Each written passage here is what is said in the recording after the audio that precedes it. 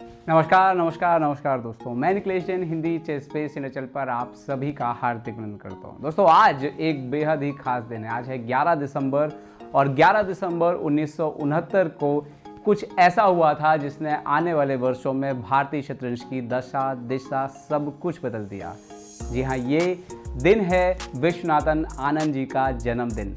जी हाँ, आज है विश्वनाथन आनंद जी का जन्मदिन। आज उनका 56वां जन्मदिन है और आज भी वो विश्व शतरंज में ना सिर्फ एक्टिव हैं बल्कि आप कह सकते हैं कि भारतीय शतरंज को एक नई दिशा दे रहे हैं। भारतीय शतरंज की नई पीढ़ी जो है, गुकेश, प्रज्ञानंदा से लेकर के अर्जुन से लेकर के सबको जो है उन्होंने काफ़ी सपोर्ट किया है पिछले कुछ सालों में। आज ये जो वीडियो मैं लेकर के आया हूँ ये बहुत ही खास है, क्योंकि ये मैंने रिकॉर्ड किया है एक बहुत ही खास इंसान के साथ जिन्होंने शायद विश्वनाथन आनंद को सबसे करीब से छोटे स्तर से लेकर के आगे बढ़ते देखा है। जी हाँ, आज हमारे गेस्ट हैं बहुत ही भारत के सीनियर जर्नलिस्ट। उनको आपने अधिकतर न्यूज़ चैनल्स में शतरंज से लेकर के हर खेल के ऊपर जो है अपनी राय रखते देखा होगा, और शायद दुनिया का ऐसा कोई खिलाड़ी नहीं होगा बड़े से बड़ा खेल का, चाहे वो रोजर फेडरर हो, चाहे वो गैरी कास्परोव हो, जिनका उन्होंने इंटरव्यू नहीं किया होगा। तो हम बात करेंगे आज राकेश राव जी से, विश्वनाथन आनंद जी से, कब से उन्होंने उनको कवर करना शुरू किया और कैसे उन्होंने विश्वनाथन आनंद जी की पूरी जर्नी जो है उसमें एक तरह से है कहीं ना कहीं एक हिस्से में वो भी सहभागी बने। तो आइए देखते हैं ये वीडियो। बने रहिएगा इस पॉडकास्ट में। थोड़ा लंबा है लेकिन आपको शायद वो कुछ जानने मिलेगा जो आपने इससे पहले विश्वनाथन आनंद जी के बारे में जाना नहीं होगा। तो चलिए शुरू करते हैं। नमस्कार दोस्तों, एक बार फिर से आपका स्वागत है हिंदी चेस बेस इंडिया पे, और मेरे साथ है जाने माने जर्नलिस्ट राकेश राव जी। और हम बात कर चुके हैं ऑलरेडी ट्रिपल के बारे में, मतलब कि कार्पोव, कास्परोव और क्रैमनिक, और अब बात है उस इंसान के बारे में जिसकी वजह से मैं कहूँ तो उन्होंने शतरंज में पत्रकारिता शुरू की, और वो है विश्वनाथन आनंद जी। जी हाँ, 5 बार के विश्व चैंपियन विश्वनाथन आनंद जी। राकेश जी, सबसे पहला सवाल, आप कब मिले थे सबसे पहले आनंद? देखिए, मेरा पहला इंप्रेशन था मेरे ख्याल से 1983-84 की बात है। आनंद ऑलरेडी मेरे ख्याल से नेशनल सब जूनियर चैंपियन थे। गोवा में जीते थे, आई थिंक 9 आउट ऑफ 9 इन सब जूनियर चैंपियनशिप। फिलीपींस से आए थे, नया बच्चा, लोगों ने सुना नहीं था ज़्यादा। वो टाइम वो भी था जब दिव्येंदु बरुआ का एक अपना एक रुतबा था, क्योंकि उससे 5 साल पहले बरुआ 78 में 12 साल की उम्र में नेशनल बी से A क्वालिफाई हुए थे। 12 साल की उम्र में, जो आज भी रिकॉर्ड है। मतलब जब तक आप देखेंगे कि जब तक BORA चल रहा था, कोई 12 साल का बच्चा क्वालिफाई नहीं हुआ। हम एज ग्रुप चैंपियनशिप की बात करते हैं, बड़े टैलेंट की बात करते हैं। बरुआ जैसा नेचुरल टैलेंट न तब था न उसके बाद आया। बरुआ एक ही इंसान था, लेकिन जब आनंद आया तो बरुआ की जगह आनंद ने ले ली।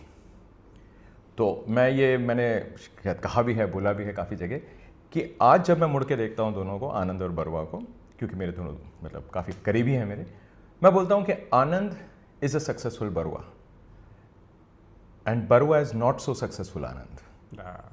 तो एक्चुअली टैलेंट वाइज ये था, बट दोनों का अपब्रिंगिंग अलग। ये तो अब हम आनंद की जब बात करेंगे तो आनंद की मेरी पहली वो थी नेशनल सब जूनियर्स दिल्ली में खेल रहे थे।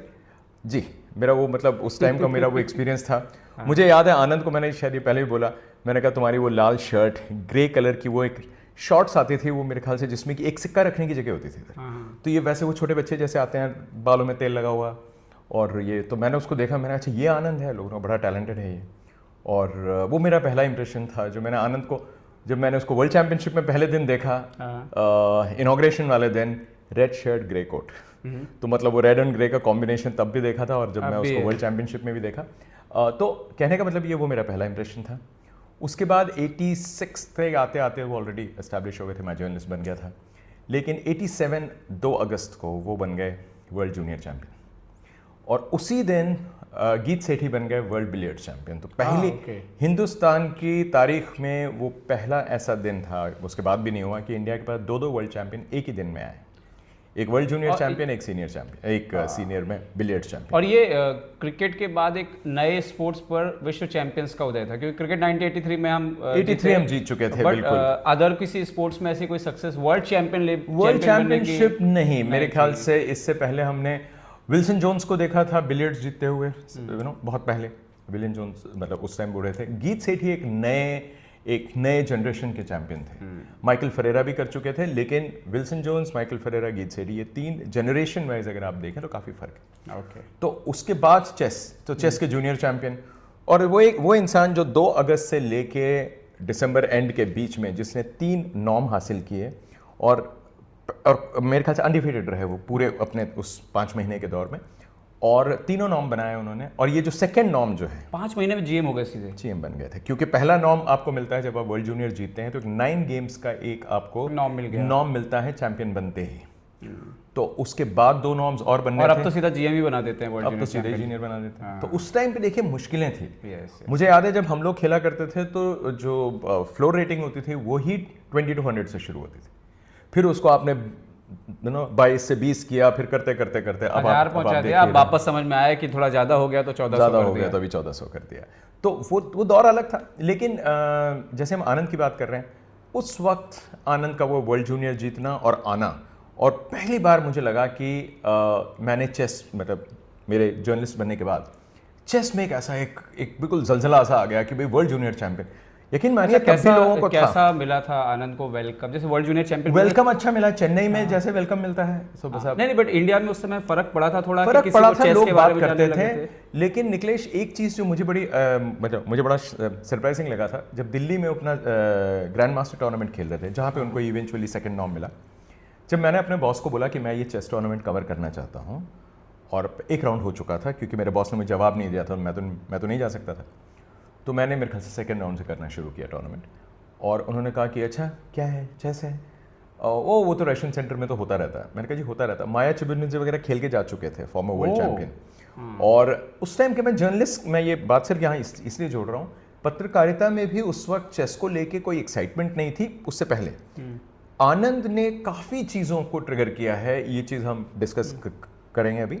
लेकिन आनंद का उस वक्त दिल्ली में खेलना और जीएम नॉर्म के लिए जा रहे थे, अपने सेकंड जीएम नॉर्म की तरफ। इस्टवान चोम थे हंगेरी के, CSOM लिखते थे उसको, चोम बोलते थे। तो इस्टवान जीते वो टूर्नामेंट। और हुआ क्या कि लास्ट राउंड था, आनंद को ड्रॉ चाहिए था जीएम नॉर्म के लिए, इस्टवान को ड्रॉ चाहिए था टूर्नामेंट जीतने के लिए। तो जाहिर सी बात है, तो 5 मिनट में वो मैच ड्रॉ हो गया।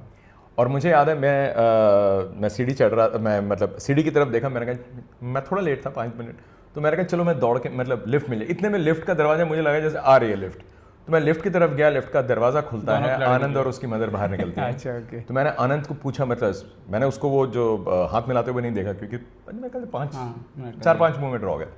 उस टाइम ये रिस्ट्रिक्शन नहीं होते थे 30 मूव के या कुछ। तो बाहर आया तो मैंने पूछा कि, मैंने कहा क्या हुआ, तो उसने जिस हिसाब में थम से क्या कहते, राकेश गॉट इट किया। तो मेरा पहला रिएक्शन ये था कि उसके पेट पे मैंने ऐसे जैसे उन्होंने मारते ना पंच, मैंने कहा यस, चलो सेकंड आ गया। उसके बाद उनको कोयम्बटूर जाना था, जहाँ पे इवेंचुअली उनका नॉर्म आया, फाइनल नॉर्म। तो ये बड़ी बात है कि उस समय इंडिया में ऐसे टूर्नामेंट्स हो रहे थे जो नॉर्म मिल रहे थे आनंद, नॉर्म मिल रहे थे, क्योंकि ये टूर्नामेंट वही थे जो लोग दिल्ली में खेले थे, वही लोग जाके कोयम्बटूर खेले थे। क्योंकि होता क्या था, मैं आपको उस टाइम का एक स्ट्रक्चर बता दूं, जो कि आजकल कितना रेलेवेंट है मुझे पता नहीं, लेकिन इस माध्यम, ये जो आपका जो मीडियम है, इसके थ्रू मैं एक चीज़ रीअफर्म कर रहा हूँ, फैक्चुअल है। उस टाइम क्या होता था कि प्लेयर्स को देने के लिए आपके पास पैसे नहीं थे अगर आप बाहर से ग्रैंड मास्टर बुलवाते। और ग्रैंड मास्टर देखने में कैसा होता है, इंडियंस ने नहीं देखा था, क्योंकि इंडिया में आते नहीं थे। लेकिन जब उस वक्त जब बॉटवेनिक चेस अकेडमी दिल्ली वाली, तो ये जब बुलाते थे, क्योंकि इंडिया रशिया टाइज बहुत अच्छे थे। सोवियत यूनियन की बात कर रहा हूँ मैं उस वक्त, तो सोवियत यूनियन था, और वो लोग फ्री में अपने जो है जीएम भेजा करते थे इंडिया। और ये आप एक ऐसी बात भी बता रहे हो कि कहीं ना कहीं इंडियन चेस के ग्रोथ में रशिया का हेल्प है, बिल्कुल है, ये इसमें तो कोई शक ही नहीं, ये तो शुरू से रहा है। क्योंकि रशियंस ने इंडिया को मदद की है अपने प्लेयर्स भेज के, और AICF के ऊपर प्रेशर नहीं था। ग्रेट। वो एक्सचेंज प्रोग्राम बोलते थे, बट एक्सचेंज क्या, हमारे पास तो भेजने के लिए कोई था ही नहीं। लेकिन उस वक्त ये प्लेयर, वैसे लोग जैसे खिलाड़ी आते थे इधर, तो वो लोग खेले, और आनंद उस टाइम खेले। तो एक अलग एक प्लेयर से, रशियन प्लेयर्स जो है वो अपना डोमिनेंस चाहते थे, और वो आने वाले समय में आनंद और उनके अगेंस्ट जो है वो एक अलग तरह का माहौल बना रहे थे। बिल्कुल। और in the same time Russian chess federation help कर रहा था, रशिया हेल्प कर रहा था इंडिया के चेस को बूम को लिए। तो ये एक सच्चाई है। मैं 84 से शुरू हो गया था ये, 84, और हम बात करें 3 साल बाद की, 87 की। तो एंड ऑफ 87 ये टूर्नामेंट होता है। और मज़े की बात यह है, मैं इसमें एक चीज़ अपनी और ऐड कर देता हूँ कि गालिब साहब, लेट गालिब साहब, वो थे चीफ आर्बिटर। अब मैं एज ए जर्नलिस्ट जाता हूँ टूर्नामेंट कवर करने के लिए। उनके पास उस टाइम जो मुझे याद है कि इलेक्ट्रॉनिक बोर्ड्स नहीं होते थे, डेमोन्स्ट्रेशन बोर्ड होते थे, वो मैग्नेट वाले, जिसके ऊपर एक मेटल बोर्ड के ऊपर आप एक मैग्नेट के बड़े बड़े पीसेस चिपकाते थे गेम देखने के बाद। मतलब एक एक मूव होता था तो हर बोर्ड के पीछे एक बोर्ड लगता था और एक लड़का खड़ा रहता था। तो मुझे गालिब साहब ने देखा, कहते हैं अरे छोटू, क्योंकि मैं उनको जानता था पहले से, मतलब बड़ी इज्जत करता था। और नेशनल सब जूनियर्स जो हुआ था अमरावती में, वहाँ पे साइमल्टेनियस में मैंने उनको सबसे पहले हरा दिया था। अच्छा, ओके। तो वो उनको याद था, छोटू तो बड़ा तेज है बोला था उन्होंने, तो वो तब से उनको था। तो जैसे ही मैं आया, कह रहे अरे छोटू तुम आ गए। उन्होंने पूछा नहीं, कुछ नहीं, बोला देखो ऐसा है, वो बोर्ड नंबर 3 पे जाओ और आज हमारे पास लड़का नहीं है तो तुम बन जाओ। तो मैं उनको बोलने वाला था जी मैं जर्नलिस्ट हूँ, मैं कवर करने आया हूँ, बोलने का मौका ही नहीं दिया, लेके स्टेज पे धक्का दे दिया। वो सेकंड फ्लोर पे जो स्टेज होता था वहाँ हो रहा था टूर्नामेंट। अब मैं वहाँ जाके आनंद का गेम देख रहा हूँ और मैं पीसेस मूव कर रहा हूँ, मैं किसको बोलूँ कि भाई साहब मैं काम पे हूँ, यहाँ पे ड्यूटी पे आया हूँ। उन्होंने सोचा छोटा बच्चा है देखने के लिए आया करके, अरे खैर उनके लिए तो मैं छोटा ही था। तो वो मेरा एक एक्सपीरियंस था जो मैंने आनंद को भी बोला। मैंने कहा जब तुम सेकंड अपना टूर्नामेंट खेल रहे थे नॉर्म के लिए, तो तुम्हारे कुछ पीसेस मैंने मूव किए डेमोन्स्ट्रेशन बोर्ड के ऊपर। तो वो एक अपना एक्सपीरियंस था, बहुत अच्छा लगा। तो उसके बाद उन्होंने कहा अरे छोटू तुम जर्नलिस्ट बन गए, ये वो करके। तो खैर वो मेरा एक एक्सपीरियंस रहा आनंद के साथ। वो जीता तो हुआ क्या कि उसका बर्थडे आ रहा था 12 को, और ये 11 की बात है जब मैंने उसको बोला, मैंने कहा बर्थडे वाले दिन तो तुम्हारा नॉर्म बन रहा है, जो जीत जाता तो उसका नॉर्म। तो एक दिन पहले मैंने कहा हम लोग ना तुम्हारा इंटरव्यू कर लेते हैं, एज्यूमिंग कि कल तो ड्रॉ मिल ही रहा है तुम्हें और तुम जीएम भी बनोगे, तो let us do an interview. कहा नहीं मैं बना नहीं हूँ। मैंने कहा कोई बात नहीं। उसके कितना 17 साल का लड़का। तो मैंने कहा कि चलो बैठते हैं। तो 18 साल का, sorry that was his 18th birthday, 1969 born है, तो ये 87 की बात है। हम लोग वही सेकंड फ्लोर में ऑडिटोरियम के बाहर एक जगह थी, हम वहाँ बैठे और मैंने इंटरव्यू पहले ही कर लिया सबसे पहले। और जब ग्रैंड मास्टर बना तो उन दिनों एसटीडी कॉल्स हुआ करते थे, तो कोयम्बटूर की बात है, तो विश किया और जो भी था कि भाई चलो हो जाएगी। और जब वो बना मैंने यहाँ से रिलीज़ कर दिया इंटरव्यू पूरा। तो पहला इंटरव्यू जो उसका इससे पहले कि कोई और सोचता भी, तो वो मेरे पास था, आनंद इंडियाज़ फर्स्ट ग्रैंड मास्टर। तो वो मेरा इंप्रेशन था उनका उस वक्त। उसके बाद हमारा इंटरेक्शन बढ़ता चला गया, क्योंकि वो जो भी उनकी प्रॉब्लम होती थी, पैसा नहीं होता था, एक्सचेंज नहीं मिलता था, उस सब के बारे में रिपोर्ट किया कि आनंद बाहर जाना चाहता है। उस टाइम 500 रुपये मिला करते थे, मैक्सिमम $500 आप लेके जा सकते थे, जिसमें खर्चा पूरा नहीं होता था। तो फिर कैसे होता था? लोग करते थे तो आपको बाकी लोग हेल्प करते थे। जैसे मान लीजिए कोई बाहर बैठा है, वो कहेगा कि चलिए आप यहाँ आ जाइए, आपका यहाँ का खर्चा मैं दे देता हूँ, क्योंकि आप इंडिया से $500 से ज़्यादा नहीं ले जा सकते थे एक टिकट के ऊपर। 500 वाज द लिमिट। वो भी मुश्किल से मिलता था, ऐसा नहीं कि आप गए और मिल गए, आपको रीजन देना पड़ता था कि साहब मुझे $500। ये तो बड़ा डिफिकल्ट होता था, आरवाई को लिखना होगा, ये होगा वो आरबी नहीं, फॉर्म होता था। हाँ, मतलब आप फॉर्म में रीजन लिखिए और वो आपका रिजेक्ट भी हो सकता है आपको 500 न मिले, 300 मिले। तो 500 मिलना था, क्योंकि जब मैं गया था 91 में, मेरे पास $500 के ट्रैवलर्स चेक्स थे। तो अच्छा, उस समय ट्रैवलर चेक भी ज़्यादा ट्रैवलर्स चेक्स थे ना, तो आपको मिलता नहीं था। तो खैर एक्सचेंज की पोजीशन जो थी इंडिया में वो अलग थी उस टाइम। आजकल तो खैर आपको बोलते हैं कि साहब आप ले जाओ, चलो कोई बात।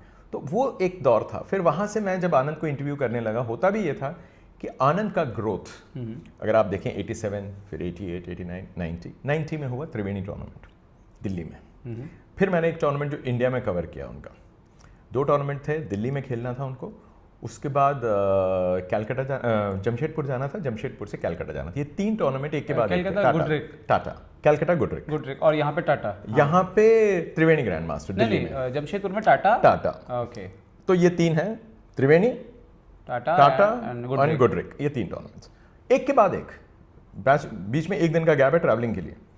तो यहाँ पे क्या हुआ कि गाटा कैंप्स किया है, और जूडिथ पोलगर उनके 2 महीने, तो और वो अलेक्जेंडर चर्निन रशिया के, तो ये सब आए हुए थे। तो ये बड़ा टूर्नामेंट था इंडिया के लिए उस वक्त, बहुत बड़ा टूर्नामेंट था। और बरुआ अपना सेकंड नंबर, क्योंकि हम नोवी साद ओलंपियाड से आए थे, और बरुआ के पास उस टाइम अपने बोर्ड का गोल्ड मेडल था। तो बरुआ अपना जीएम टाइटल, उनके पास 2 नॉर्म बन गए थे, उनको तीसरे की तलाश थी, तीसरा नॉर्म चाहिए था उनको। तो बड़े मतलब आनंद और बरुआ में एक प्रकार से ये चल रहा था कि कौन पहले बनेगा। बरुआ पीछे रह गए और आनंद निकल गए, क्योंकि आनंद 5 महीने में खत्म कर दिया अपनी जर्नी, पहला, दूसरा, तीसरा। तो अगस्त 2 से लेके मेरे ख्याल से दिसंबर 29 तक खत्म, या दिसंबर 30 तक खत्म, लेस देन 5 मंथ्स। अगर आप कैलेंडर मंथ्स देखेंगे तो 5 महीने के अंदर अंदर पहला, दूसरा, तीसरा नॉर्म, चलो जी खत्म। तो बरुआ भी खेल रहा था वो टूर्नामेंट, काफ़ी अच्छा टूर्नामेंट रहा।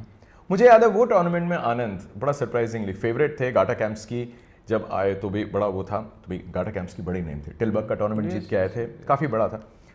तो फिर मुझे याद है मैं एक बार दोपहर की बात मैं आनंद के घर के रूम में गया, बड़ा मुझे लगा कि माहौल थोड़ा सा अलग है, ये नॉर्मल नहीं है। उनकी मदर अंदर बैठी है, मैं तो दरवाज़ा खोला तो आनंद ने कहा आ जाओ। मैं तो उसकी तो उनकी मदर ने पूछा कौन है, तो उसने कहा राकेश है। तो अच्छा राकेश है, तो आए। अब मैं आके बैठा, मुझे लगा कि कुछ तो हुआ है इस कमरे में मेरे आने से पहले। तो उनकी मदर ने बोला कि अरे चलो राकेश है, तो उनको किसी से कहना था, कुछ अंदर था उनके। तो देन उन्होंने मुझे बोला कि क्या ये फेयर है। मैंने कहा जी क्या फेयर है, तुम्हें पता है गाटा कैंप्स की कोई अपीयरेंस मनी कितनी मिली है। मैंने कहा हाँ मुझे थोड़ा बहुत आइडिया है, जस्ट अंडर 1 लाख रुपीज़। 80 मिला, 75 मिला, कितनी 85,000 मिला है। I said okay. और पता है आनंद को कितना मिला है। मैंने कहा जी कम मिला है। तो बोले 35,000 मिला है। ओके, फर्क देखिए, ये 50,000 का फर्क। ये मैंने अपनी किताब में लिखा है, किताब में जो एक चैप्टर लिखा है मैंने, उसमें मेरा ये लिखा हुआ। फिर उनकी मदर, और आनंद रोक रहा है अपनी मदर को कि छोड़ो, हो गया कह रही नहीं मुझे बताना है। और उन्होंने इंसिस्ट करके आनंद को ओवर रूल करके मुझे बताया। और उस कमरे में हम 3 लोग बैठे हैं, और मैंने पहली बार देखा कि माँ का दिल जब दुखता है तो क्या होता है, वो फिर कोई उसको रोक नहीं सकता, वो बांध तोड़ ही देता है वो। तो उनका बांध उस दिन टूट गया। मैं एक चीज़ ये ऐसा है, क्योंकि शायद ये किसी और से मैं जान नहीं सकता जी, वो कैसा दौर था जब विश्वनाथन आनंद जो अपनी मम्मी के साथ ट्रैवल करते थे, मदर के साथ, वो कैसा रिलेशन होता था? वो दौर बहुत ही प्यारा था, क्योंकि मैंने उनको देखा है जब वो बीमार भी होते थे तो माँ उनकी कंबल में उड़ा के भी मैंने देखा हुआ है। बॉम्बे वाले टूर्नामेंट में जब उनको टेम्परेचर था, मैसिव टेम्परेचर था, और थिप्से के साथ खेल रहे थे वो वाला मैच, तो वो एक बड़ा एक वो था। मतलब ये कुछ मैं आपको सिर्फ एक इमेजेस बता रहा हूँ अपने। आनंद की मदर के साथ मैंने उनको तब भी देखा है जब आनंद की मदर एक बार रेलवे स्टेशन पे छूट गई थी ब्रसल्स पे, और अपना रास्ता उनको समझ में नहीं आ रहा था। मैं निकल रहा था, मैंने सडनली ट्रेन के खिड़की से देखा कि एक साड़ी में एक लेडी है। मैं ध्यान से मैंने कहा ये तो आंटी। मैं फट से उतरा, ट्रेन के रुकने मतलब जैसे रुकी मैं उतरा और मैं उनके पास गया। उनके चेहरे पे एक रिलीफ था कि थैंक गॉड कोई तो है जो पहचानता हूँ। मैंने कहा आप यहाँ क्या कर रहे हैं? तो शी सेड वो मुझे पता नहीं लग रहा मैं कहाँ जाऊँ, उतर तो गई हूँ मगर ये वो स्टेशन नहीं है। मैंने कहा कोई बात नहीं, मैं ले गया, होटल जाना है ना। मैंने कहा मैं भी वहीं जा रहा हूँ, आइए। फिर मैं उनके साथ गया, वो बहुत खुश थी कि चलो। मैंने कहा उनको सबसे पहले हम होटल गए, मैंने कहा आंटी पहले आप कॉफ़ी पीजिए, रिलैक्स हो जाइए, ये वो। तो जैसे ही आनंद मैच उस टाइम उसका शुरू हो गया था ऑब्वियसली, तो वापस आया तो उन्होंने सबसे पहले तो ये बताया कि राकेश मुझे लेके आया यहाँ पे। तो मदर एंड लाइक सन का जो बॉन्ड है वो हमने देखा थ्रू आउट देखा। क्योंकि उस टाइम एक चीज़ और भी हुई थी कि उस वक्त द्रोणाचार्य अवार्ड जो है 1990 से शुरू हो गया। तो उस टाइम काफ़ी लोग ये इंसिस्ट कर रहे थे कि आनंद के कोच हम हैं तमिलनाडु से। तो क्यों हैं जी हम? क्योंकि हम उनके साथ कभी मैनेजर बन के गए, जब वो सब जूनियर था तब मैनेजर बन के गए, जूनियर मैनेजर, या फिर वो टीम का जो भी कोच जाता था, क्योंकि तमिलनाडु कोचेस को भेजा करता था। तो उन्होंने कहा कि साहब ऐसे ऐसे हैं। तो आनंद की मदर ने एक चीज़ साफ मना कर दिया कि हमें अवार्ड नहीं चाहिए और कोई क्लेम नहीं करेगा कि मेरे बेटे का कोई कोच है। आनंद ऑल्सो सेड ये कोचिंग नहीं है मेरी, अगर कोई कोच है तो मेरी मदर है। उसके बाद तमिलनाडु वालों ने उनको तंग नहीं किया। और बात ऐसे मतलब वो हो गया, that is mother in this का। लेकिन मैं जब आपको ये बता रहा था, ये त्रिवेणी वाली बात मैं जरा ख़त्म करूँ। उनकी मदर काफ़ी रोश में थी, और फिर पता लगा, बिल्कुल सही फिगर थे ये, और जो चीफ आर्बिटर थे उस टूर्नामेंट के उनको 50,000 रुपये मिले थे। ओके, आनंद को 35, चीफ आर्बिटर को 50 और गाटा कैम्प्सकी को 85। फर्क बहुत था।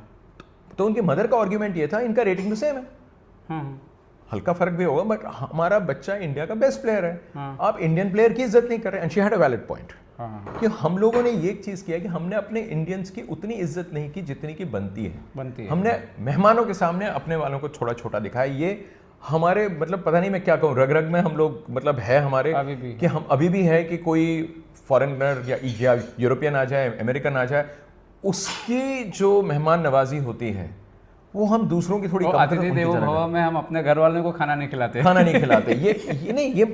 ये मेरा एक्सपीरियंस रहा है अक्रॉस द बोर्ड। ये कोई सिर्फ मैं चेस की बात नहीं कर रहा हूँ। ये अगर मैं यहाँ पे आपको रोकता हूँ और फिर हम कंटिन्यू करेंगे। तो दोस्तों एक बार फिर से आपका स्वागत है, और हमारे साथ राकेश सर, और बात चल रही है 5 बार के विश्व विजेता विश्वनाथन आनंद जी के आनंद जी ऊपर। जी। तो हम आ गए थे और हम पहुंच गए वहाँ पे जो 3 टूर्नामेंट होने वाले हैं, का त्रिवेणी, टूर्नामेंट की हम टाटा बात कर और रहे थे गुडरी। जी। तो ये त्रिवेणी टूर्नामेंट जो था अभी जैसे मैंने बताया कि टूर्नामेंट के दौरान आनंद को पता लगा कि गाटा कैम्प्स को जो अपीयरेंस मनी दी गई थी वो आनंद से डबल से भी ज़्यादा थी। तो 35 आनंद के, 85 उनके, 50,000 का फ़र्क था। और ये 50,000 वो अमाउंट है जो कि चीफ आर्बिटर को मिला था। तो आप सोचिए कि दोनों के अगर आप अमाउंट जोड़ दें, आर्बिटर का पैसा बीच वाला, उससे थोड़ा कम आनंद का, और आर्बिटर और आनंद के पैसे जोड़ दें तो वो गाटा कैम्प्स की अपीयरेंस फी हो गई। Okay. ये डिस्क्रिपेंसी बोलिए, आप इसको डिस्क्रिमिनेशन बोलिए, भेदभाव बोलिए, मगर ये सच्चाई। खैर, टूर्नामेंट हुआ तो जब मुझे ये पता लगा था उस टाइम जिसका मैंने जिक्र किया, तो मैंने आनंद को ये बोला, मैंने कहा अब ये सब छोड़ो, फोकस करो कि आप गाटा कैम्प्स की वाला मैच जीतो। और आनंद, वो 11 राउंड का टूर्नामेंट, आनंद का कोई ड्रॉ नहीं हुआ। एक ही टूर्नामेंट है शायद उनके वर्ल्ड का जिसमें कोई ड्रॉ नहीं हुआ। 3 हारे, 8 जीते, 8 जीते 3 हारे। और किस किस से हारे? उसमें 2 इंडियंस थे। जो 3 हार जो था, एक जूडिथ पोलगर, उस टाइम की सुपरस्टार, अपनी दोनों बहनों के साथ खेल रही थी, और सूजन एंड सोफिया। और आनंद जो हारे, एक हारे दिव्येंदु बरुआ से, जो अपना जीएम का नॉम ढूंढ रहे थे, एक हारे डीवी प्रसाद से, और एक हारे जूडिथ पोलगर से। ये 3। रेटिंग क्या थी आनंद की उस समय? आनंद की रेटिंग मेरे ख्याल से उस टाइम कोई 2610 के आसपास या 285 के, वो बिल्कुल मतलब 26 के थोड़ा आसपास। 2600, बट नॉर्म पूरे नहीं हो रहे थे। और दिव्येंदु बरुआ की क्या किसके? आनंद हो गया थे जीएम। आनंद तो ग्रेट, वो तो 87 अच्छा, में बन आनंद गए, पहले हम तो ये जीएम 90 बन की बात गए, कर रहे हैं। ओके। और रेटिंग 2600 के आसपास पहुंच गए। 2610 के आसपास होगी, मतलब 2610 मतलब अब 20। बरुआ को नॉम मिला कि नहीं? बरुआ को नहीं मिला, मिस हो गया उसका नाम। अब साहब आनंद, वो उस बात पे भी आएंगे कि क्या वो बड़ा ड्रामेटिक था। तो आनंद यहाँ पे टूर्नामेंट जीत गए क्योंकि टाई ब्रेक, मतलब उनके भी 8 पॉइंट थे, गाटा कैम्प्स के भी 8, आनंद के भी 8, बट आनंद का वो उन्होंने जो इंडिविजुअल स्कोर कट, अच्छा ओके, कट क्या बोलते हैं, मीडियन देखते हैं, कट बुकल्स जो भी होगा। हाँ। उस टाइम बुकल्स नहीं हुआ करता था, एसबी होता, पता नहीं क्या होता था, Progressive प्रोग्रेसिव या कुछ देखते, तो कट प्रोग्रेसिव आई थिंक। उसमें पता लगा कि साहब आनंद चैंपियन है, तो वो हो गया, तो मिल गया आनंद को, टॉप प्राइज मिल गया। उस वक्त दिव्येंदु बरुआ जो हैं अपने, एक तो ओलंपियाड का गोल्ड मिल गया, टीम बोर्ड मतलब बोर्ड प्राइज मिल गया था, पहला गोल्ड इंडिया की हिस्ट्री में इनको ओलंपियाड में गोल्ड मिला है। गजब के खेले थे 1990 में, जो नोवी साद में जो ओलंपियाड हुआ। उसके बाद वो जाते हैं जमशेदपुर में। तो एक मिनट में बस थोड़ा रोकना चाह रहा था जी। आनंद 3 मैच हारे आपने बोला। हाँ, 3 मैच। उनका रिएक्शन कैसा होता था 21 साल के? इंटरेस्टिंग, वो थोड़ा मतलब उस वक्त के आनंद अगर मैं देखूं 1990, वो टॉप 10 प्लेयर नहीं थे उस टाइम, और ये था कि डाइजेस्ट करना मुश्किल था, जाहिर सी बात है, क्योंकि इंडिया के तो एक ही ग्रैंड मास्टर है, दूसरा तो कोई है नहीं। और काफ़ी मतलब जो उनका खेलने का जो उस टाइम का अंदाज था, याद रखिए वो उस टाइम 21 साल के थे। 21 साल के आनंद का जो जज्बा था वो था कि बोर्ड पे मैं कुछ करूं, वेट नहीं करते थे कि बोर्ड पे कुछ हो जाए। क्रिएटिविटी ज़्यादा थी कि मुझे बोर्ड पे कुछ करना है, ओपोनेंट कुछ करे ना करे, मैं कुछ ना कुछ करूंगा। तो उसमें क्या होता था, हमको इनिशियल लगता था ड्रॉइश पोजीशन है, उस टाइम ऐसे इवोल्यूशन बार वगैरह तो होते नहीं थे। तो हम कह सकते हैं कि आज आप देख सकते हैं वो झलक अर्जुन इरगैसी में या गुकेश में कि कुछ अलग करना है, कुछ ड्रॉ एक अच्छा रिजल्ट नहीं मानेंगे। मतलब ड्रॉ मिल जाए तो क्या किया मैंने, इतने 3 घंटे 4 घंटे लगा के भी ड्रॉ किया तो क्या किया, या तो जीत जाऊं या फिर कुछ सीख के जाऊं। तो ये है, तो उस टाइम वो आनंद में वो लगन थी। और ये क्यों चेंज आया मैं आपको वो भी बताऊंगा बाद में। लेकिन ये एक वो दौर था जब डिफीट, ऑफकोर्स आनंद को पसंद नहीं था, मतलब पसंद किसी को भी नहीं होता है, लेकिन उसमें एक चीज़ होती थी कि हारने के बाद जब वापस आते थे तो आपको लगता था अगला राउंड तो जीतेगा ये आदमी। ये जो होता है जज्बा, जैसे हमने एसी बैंकों को देखा उस दिन, वो जो उसको मैं बहुत बड़ा एग्जाम्पल मानता हूँ कि आप एक स्टेज पे आते हैं जब आप बिल्कुल आपने कैंडिडेट्स का टिकट अपने हाथ से लेके आपने किसी और को दे दिया, और उसके बाद आपको अगले दिन आके खेलना है, आपके पास चॉइस नहीं है, और आप आते हैं, खेलते हैं, और किस अंदाज में आप क्वालिफाई होते हैं, तो ये बड़ी बात है। तो आनंद उन दिनों में वैसा खेला करते थे कि स्पिरिटेड गेम खेल रहे हैं, और तभी लोगों को डर भी रहता था आनंद से, क्योंकि आनंद को अगर आप हाफ चांस दे दो तो आनंद जीत जाए। टाइम प्रेशर पे हो तो आनंद जिस स्पीड से खेलते थे कोई नहीं, वो तो नॉर्मली टाइम प्रेशर पे आते ही नहीं थे। मुझे याद है एक बार, जब वो और भी यंग थे, जब उनको वो लाइटनिंग किड वाला एक वो मिला था, टाइटल मिला था, तो टाइटल भी इंडियंस नहीं दिया था, तो क्या हुआ कि एक रशियन ग्रैंड मास्टर था, मेरे ख्याल से मॉस्को में कहीं खेल रहे थे कोई टूर्नामेंट, जब कि ओपोनेंट की घड़ी में उस टाइम मेरे ख्याल से 2 घंटे हुआ करता था, 2 आवर्स का टेक्नो होता था आपका, 40 मूव्स के लिए 2 घंटे दिए जाते थे। तो ऐसा मैंने सुना, तो ओपोनेंट के पास जो मूव्स थे टोटल, उनको कुछ 18-19 मूव करने थे, और उन्होंने जो टाइम कंज्यूम किया था उस रशियन ग्रैंड मास्टर ने, वो था करीब 1 घंटा 40 मिनट। तो अब उनको ऐसा रह गया कि 21 मूव कर रहे हैं, 20 मिनट से कम टाइम है, या ऐसा कुछ था, टाइम थोड़ा सा कम और मूव ज़्यादा थे, एक मूव ज़्यादा था मेरे ख्याल से, ऐसा कुछ था। आनंद की घड़ी में अपेरेंटली 91 सेकेंड्स कुछ दिखा रहा था। तो उन्होंने, किसी ने कहा कि साहब इनकी घड़ी फॉल्टी है, ऐसा कैसे हो सकता है कि एक लड़का जो कि जेएम भी नहीं है वो 90 सेकंड में कुछ खत्म कर रहा है, या मतलब ऐसे कुछ टाइम था, बहुत ही कम टाइम था, मतलब मुझे जो याद है वो कुछ 90 सेकंड्स बोल रहे थे लोग। तो साहब उन्होंने फिर चेक किया तो पता, घड़ी तो बिल्कुल ठीक है। तब पता लगा कि ये क्या खेल रहा है, क्योंकि लोगों ने उसे खेलते हुए तो देखा है ना। अगर आप कम से कम 20-22 मूव या जितने तब तक खेले थे, अगर आप 90 सेकंड्स में कर दिए आपने मूव्स, चलिए कुछ तो ओपनिंग वाले मान के चले, लेकिन उसी गेम को जो दूसरा आदमी, जो आपका ओपोनेंट है, जो आपसे कहीं हायर रेटेड है, उसको अगर 1.5 घंटा लग रहा है तो आप कुछ तो सही खेल रहे होगे। तो ये एक चीज़ ये भी थी कि आनंद से लोग फिर डरने लगे थे कि ये इसको बहुत जल्दी कैलकुलेट करता है।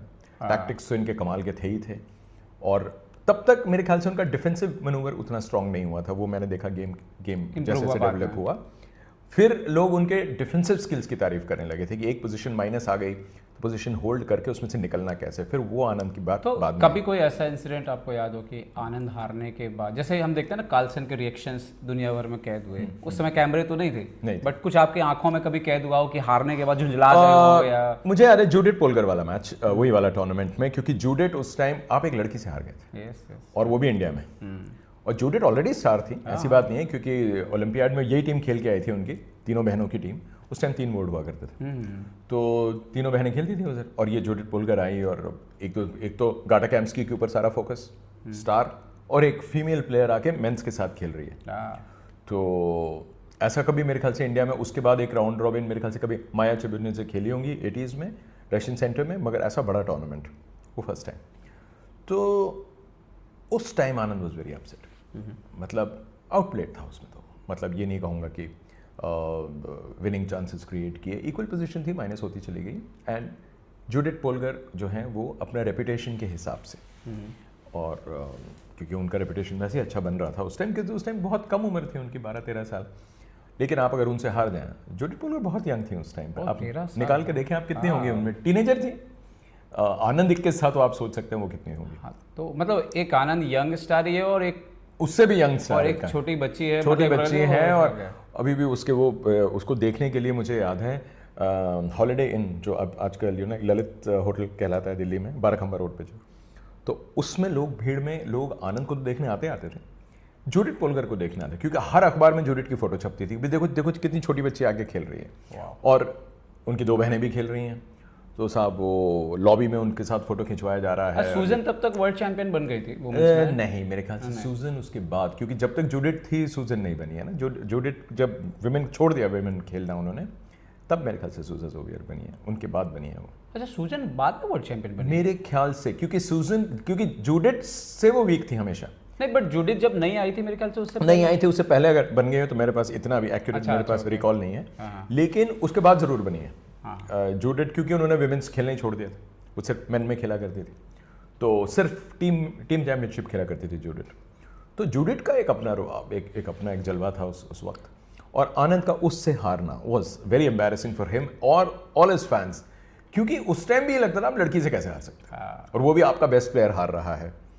तो वो ज़रूर एक मुझे याद है वो राउंड झटका लगा, लेकिन डीवी प्रसाद से हारना या दिव्येंदु बरुआ से हारना, ऑफ कोर्स आनंद ने ये मेरे एक इंटरव्यू में कहा भी है कि बरुआ के साथ मैंने एक इंटरव्यू किया था जहाँ पे दिव्येंदु बरुआ और आनंद को मैंने बिठा के किया था इंटरव्यू दोनों का साथ में, तो बरुआ के सामने उन्होंने कहा कि मुझे इससे हारना बिल्कुल पसंद नहीं था, क्योंकि मैं सोचता था कि ये जब हम लोग सब जूनियर खेल रहे थे, एशियन सब जूनियर पता नहीं एक टूर्नामेंट में, तो कहता है कि मैं इससे हार गया, दिव्येंदु बरुआ से हार गया। तो हारने के बाद कहता है मेरा दिल कर रहा था कि मैं जाके चीफ आर्बिट्रेटर को बोलूं कि इसका ये चेक करो।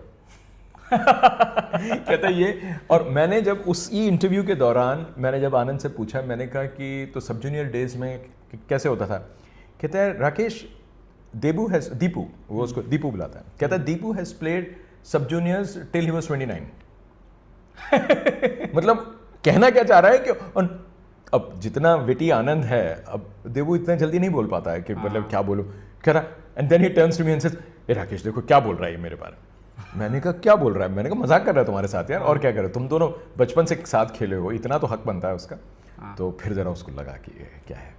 तो या आनंद को हारना पसंद नहीं है, that of course we all know, he can't take defeat. और उनका सेंस ऑफ ह्यूमर कैसा था उस समय पे? उस टाइम ऐसा नहीं था जैसे आज तो बहुत खतरनाक है। बहुत खतरनाक है उसका, बड़ा स्ट्रेट फेस के साथ वो कुछ भी जोक मार देते हैं। और वो था उस टाइम अच्छा था, सेंस ऑफ ह्यूमर उसका अच्छा था। और उनका एक सेंस ऑफ ह्यूमर की जो एक लाइन थी जो मैं मतलब वो आप उसको सेंस ऑफ ह्यूमर कहें या आनंद की बिल्कुल जो कहता है ना ब्रूटल सच्चाई, बिल्कुल वो एक लाइन थी जो मैंने उनसे पूछा एक बार। मैंने कहा आनंद, इतने सालों से देख रहा हूँ इसमें, और आप सेल्फ मेड हैं प्लेयर, मदर ने कोच किया, आपने अपॉर्चुनिटीज़ क्रिएट की, आपको नेशनल बी से आप क्वालिफाई नहीं हो रहे, मतलब आप खेले ही नहीं, एक बार कुछ खेले। और वो उनकी टीम, क्योंकि ये जब हम अब आनंद की बात करते हैं, ये बड़ा क्रूशियल पॉइंट है। आनंद को तमिलनाडु टीम से नेशनल बी के लिए एंट्री नहीं मिल रही थी, क्योंकि वो फिफ्थ आए थे, फिफ्थ या सिक्स्थ। अच्छा, ओके। ना उनके जो तमिलनाडु स्टेट चैंपियनशिप। ओके। लेकिन ये था कि उन्होंने एक बच्चों की टीम खड़ी कर दी तमिलनाडु ने नेशनल टीम में। अच्छा, ओके। तो टीम चैंपियनशिप का जो बोर्ड विनर है उसको एक स्लॉट है आपको नेशनल बी में। हाँ, यस पता है मुझे। तो वो जो बोर्ड प्राइज विनर थे वो चले गए उसमें। हाँ, तो अब ये नेशनल बी में खेलने आ गए, नेशनल टीम के थ्रू जो टिकट मिली, समझ गया। वो वाला बंदा उधर चला गया, आनंद को इधर पे जगह मिल गई। आनंद को उस कोटा में मिला, तमिलनाडु की टीम में नहीं मिला। अच्छा, उस कोटे में आनंद को मिला। कोटा में मिल गया कि आप नेशनल टीम में बोर्ड प्राइज विनर हैं। नेशनल बी खेले एक बार, ए के लिए क्वालिफाई किया, दोबारा बी में नहीं आया। तो अगर कोई नेशनल बी चैंपियन ये कहे इंडिया में कि साहब मैं तो नेशनल बी चैंपियन हूँ, आनंद के पास तो ये टाइटल नहीं है, तो मैं उसको याद दिलाना चाहता हूँ, क्योंकि एक प्लेयर ने ये बोला है कि आनंद तो कभी नहीं जीता बी। मैंने कहा उसको ज़रूरत नहीं पड़ी, क्योंकि वो अपने करियर में सिर्फ एक ही बार खेला। उसके बाद वो ए में चला गया। ए में चला गया और फिर ए जीता, 1988-89 में वो जीता, उसके बाद दोबारा नहीं खेला। अब आप गुकेश के लिए कह सकते हैं कि वो कभी नेशनल चैंपियन नहीं बना। वर्ल्ड चैंपियन क्या ही फर्क पड़ रहा है। तो यही है। तो दिव्येंदु बरुआ और आनंद का इक्वेशन तो खैर ऑब्वियसली अच्छा रहा। एंड देबू बहुत इज्जत करता है आनंद की। और ऑफ कोर्स दोनों में एक फ़र्क आप पूछ सकते हैं कि दोनों ऑलमोस्ट मतलब 3 साल का फ़र्क है दोनों में उम्र में। और देबू वाज इंडियाज़ ओरिजिनल प्रोडिजी, आनंद तो बाद में। लेकिन आनंद को जैसे आनंद खेलता था, क्योंकि आनंद के पास एक्सेस था किताबों का और पढ़ाई लिखाई बैकग्राउंड सब कुछ अलग है, तो आनंद को वो नेचुरल एडवांटेज था जो दिव्येंदु बरुआ के पास नहीं था। आप एक रिफ्यूजी फैमिली से आते हैं इंडिया, घर की माली हालत बहुत अच्छी नहीं है, वहाँ से दिव्येंदु बरुआ ने जो अचीव किया, कमाल का अचीव किया। आनंद के पास जो रिसोर्सेज थे, जो हेल्प किया, वो जो किया वो आनंद ने कमाल किया। और आनंद ने उसको जब, क्योंकि बरुआ जाके खेलता था लॉयड्स बैंक वाला टूर्नामेंट जहाँ उसने कॉशनॉय को हराया था, हंगामा हो गया था उन दिनों में, क्योंकि कॉशनॉय चैंपियनशिप के रनर अप थे कार्पोव के हारने के बाद, मतलब कार्पोव से हारने के बाद, और लॉयड्स बैंक टूर्नामेंट में उसने जीता। तो आनंद 91 में जब ब्रसल्स में खेल रहा था, तो मैंने आनंद से पूछा, मैंने कहा कि बरुआ को सेकंड ले लेते यार तुम, कम से कम गुरेविच तो था। तो ही सेड मैंने देबू को बुलाया है इधर, ये आया नहीं क्योंकि इसको जाके लॉयड्स बैंक खेलना है और ये लॉयड बैंक खेल रहा था। कहता वहाँ क्या रखा है लॉयड बैंक में, अगर तुम वर्ल्ड चैंपियनशिप में आओगे या 4 लोगों से मिलोगे, हो सकता है कहीं तुम्हें एंट्री मिल जाए, सब लोग यहीं पे हैं, तुम लॉयड्स बैंक खेल रहे हो। तो ये आनंद के एग्जैक्ट वर्ड्स थे कि क्या कर रहे हो तुम। और फिर देबू को मैंने फिर बाद में बोला, मैंने कहा जब आनंद ने बुलाया था तो तुम्हें आना चाहिए था। इसे नहीं, वो मुझे भी तो वो टूर्नामेंट जीतना था या खेलना था, जो भी था, खैर वो उसके रीजंस थे। लेकिन आपने जैसे पूछा हार, दिव्येंदु बरुआ के साथ उसका काफ़ी मतलब क्लोज, अगर आप हेड टू हेड निकाल के देखेंगे, अगर आपके पास एक्चुअल मिलेगा तो बहुत फ़र्क नहीं है दोनों में, और हो सकता है बरुआ एक गेम आगे ही होगा, क्योंकि बाद में फिर गेम हुए भी नहीं, फिर हुए भी नहीं उनके, क्या वो लेवल ही अलग हो गया। अच्छा, तो थोड़ा अब आगे बढ़ते, थोड़ा स्पीड अप करते हैं जी। तो टाटा स्टील कैसा? टाटा स्टील आनंद नहीं खेला, आनंद ने इनॉग्रेट किया टूर्नामेंट और वो वापस आ गया। Okay. और बरुआ खेला, नॉम नहीं बना। उसके बाद हम गए गुडरिक, बरुआ खेला, नॉम नहीं बना। ओके। और उस टाइम गुडरिक में आनंद खेले?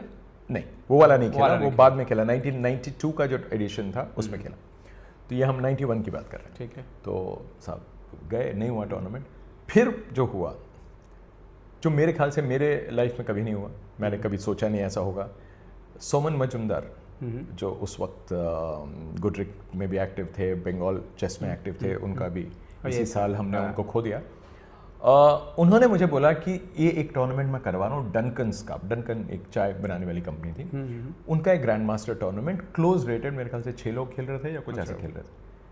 और उन्होंने मुझे गारंटी दिया कि आप अभी दिल्ली ना जाएं, क्योंकि मैं दिल्ली से आ रहा था और मैं 3 टूर्नामेंट लगातार कर चुका था। सोचिए, मतलब कोई 40 दिन में चेस लिख रहा था लगातार। और मैंने कहा अब मुझे वापस जाना।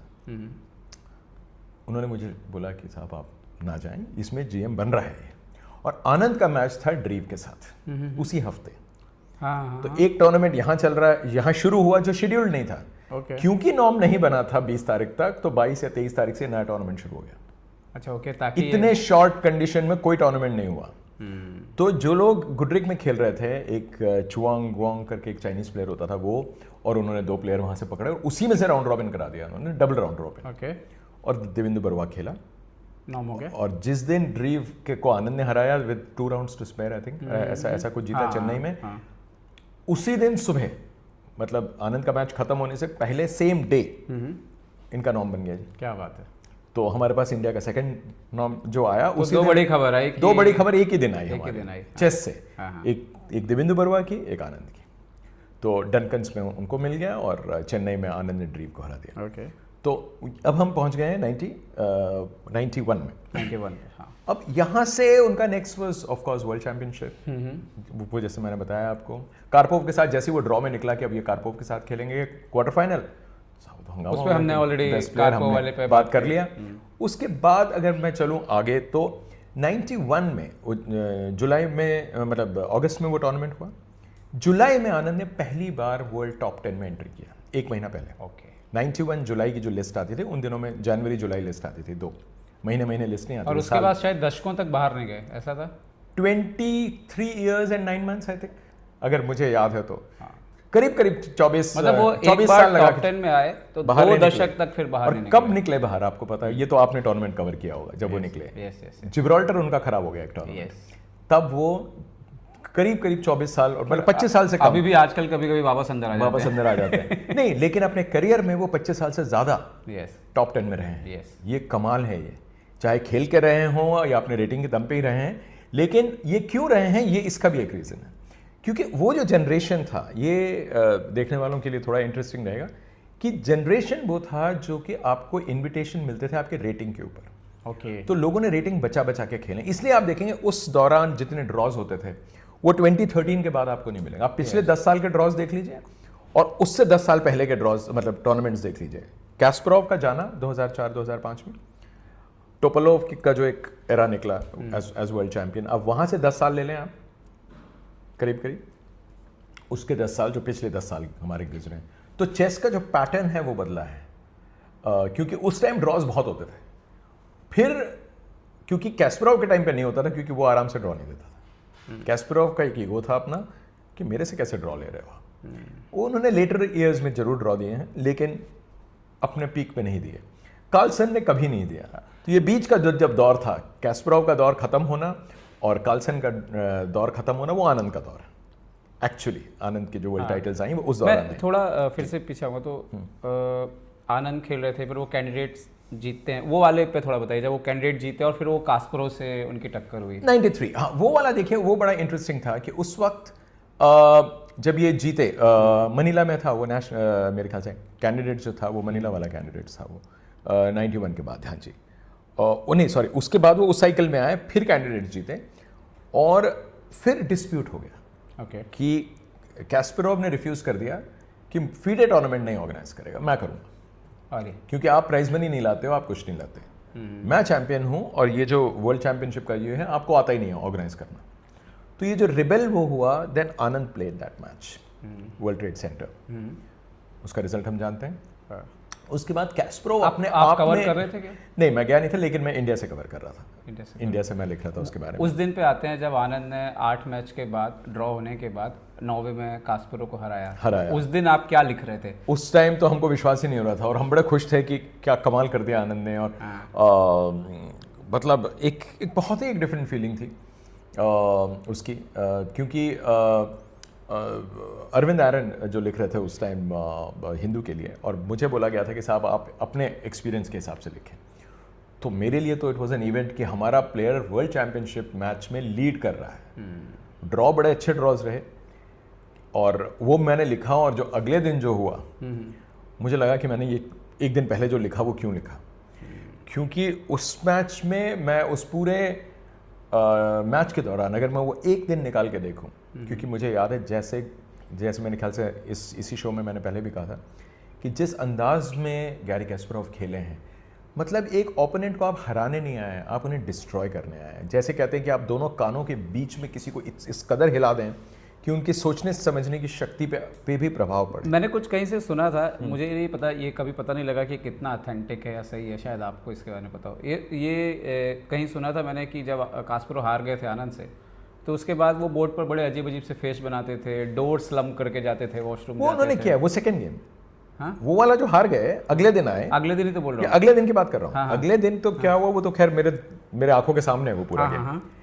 ओपनिंग फेज हुई, पता चल गया था कि आनंद के सेकंड्स भी रिलैक्स हो गए, कैस्परोव के सेकंड्स रिलैक्स हो गए थे कि ये तो आनंद फंस गया अभी, क्योंकि ये इनकी प्रिपरेशन थी। अगले दिन कलर चेंज हुआ, प्रिपरेशन थी। अब साहब ये आनंद सोच के खेल रहा था, एंड कैस्परोव, अगर आप उसकी रिकॉर्डिंग अवेलेबल है तो आप देखें, आनंद कैस्परोव ऐसे एक मोहरा रखते थे, आनंद को यूं देखते थे और क्लॉक ऐसे दबाते थे और जाते थे दरवाजा बैंग, क्योंकि दो तरफ रूम्स हैं दोनों के, वहाँ सोफा लगा हुआ है, टीवी लगा हुआ है, बोर्ड लगा हुआ है। तो ये ऐसे जो उन्होंने जो साइकोलॉजिकल गेम खेला, एक तरीका था जीतने का कि आनंद मूव खेलता, ये खेलते, प्रिपरेशन थी शुरू में, तो उन्होंने ऐसा किया नहीं, इनको दिखाया कि देखो तुम अब फंस गए हो, और ये बिल्कुल जता के हराया है। तो ये जो एक चोट जो दी है कैस्परोव ने, ये मेरे ख्याल से आनंद के पास रही काफ़ी टाइम, हो सकता है आज तक हो, आज भी हो। हाँ, लेकिन वो उन्होंने आनंद को उस दिन घायल किया, और वो जो चोट उस दिन की, उस एक हार की, आनंद शायद उस टूर्नामेंट फिर उस मैच में रिकवर नहीं किए, फिर रिकवर नहीं कर, फिर वो लगातार हारे और फिर खत्म हो गया वो। फिर 1996 पे शायद उनको पहला इंडिया का जो हाईएस्ट स्पोर्टिंट ऑनर था वो खेल मिला, रत्ना, पहले खिलाड़ी पहला जब खेल रत्न वो था, उसमें शायद उस राजीव टाइम गांधी पे खेल रत्न उस वक्त क्या हुआ कि खेल रत्न जो अवार्ड था वो 1 साल की परफॉर्मेंस पे दिया जाता था, 1 साल की। अर्जुना 3 साल की, कंसिस्टेंसी ओवर 3 इयर्स आपको अर्जुना दिया जाता था। जब ये अवार्ड लॉन्च हुआ था वो 1 साल के लिए दिया जाता था कि आपने 1 साल में आपने बेहतरीन परफॉर्मेंस किया, अब आप 1 साल में अर्जुना नहीं दे सकते हो क्योंकि आपको 3 साल की परफॉर्मेंस पे मिलता है। तो अर्जुन ऊपर था क्या पहले तब? अर्जुना ऊपर था, पर लेकिन ये जब खेल रत्न आया तो खेल रत्न ईयरली टूर्नामेंट, ईयरली वो था, तो वो पैसे ज़्यादा थे उसमें, ज़्यादा ऊपर हो गया वो। ठीक है। अब इन्होंने क्या कर दिया, वो 1 साल का नहीं रखा, अब आपकी एक परफॉर्मेंस भी मिल जाएगा आपको। अच्छा, ओके, मतलब अगर आपने सीधा जैसे गुकेश ने वर्ल्ड चैंपियन बन गए तो मिल गया, सीधा मिल गया, एक परफॉर्मेंस में मिल सकता है आपको। तो ये जो चीज़ है उस टाइम उनको मिला, तो इंडियन चेस के लिए वो बहुत बड़ी बात थी, क्योंकि एक लड़के को 17 साल की उम्र में आपने उसको दिया, ग्रैंड मास्टर बनते ही आपने उसको, क्योंकि दिसंबर में बने, आपने उनको अर्जुना अवार्ड जो उसका नेक्स्ट अर्जुना था वो आपको मिल गया, पद्मश्री भी मिल गया आपको, पद्म भूषण भी मिल गया आपको, तो वो तो आनंद को ऑनर तो मिलते चले गए। खेल रत्न के पहले अवार्ड ही बहुत बड़ी बात।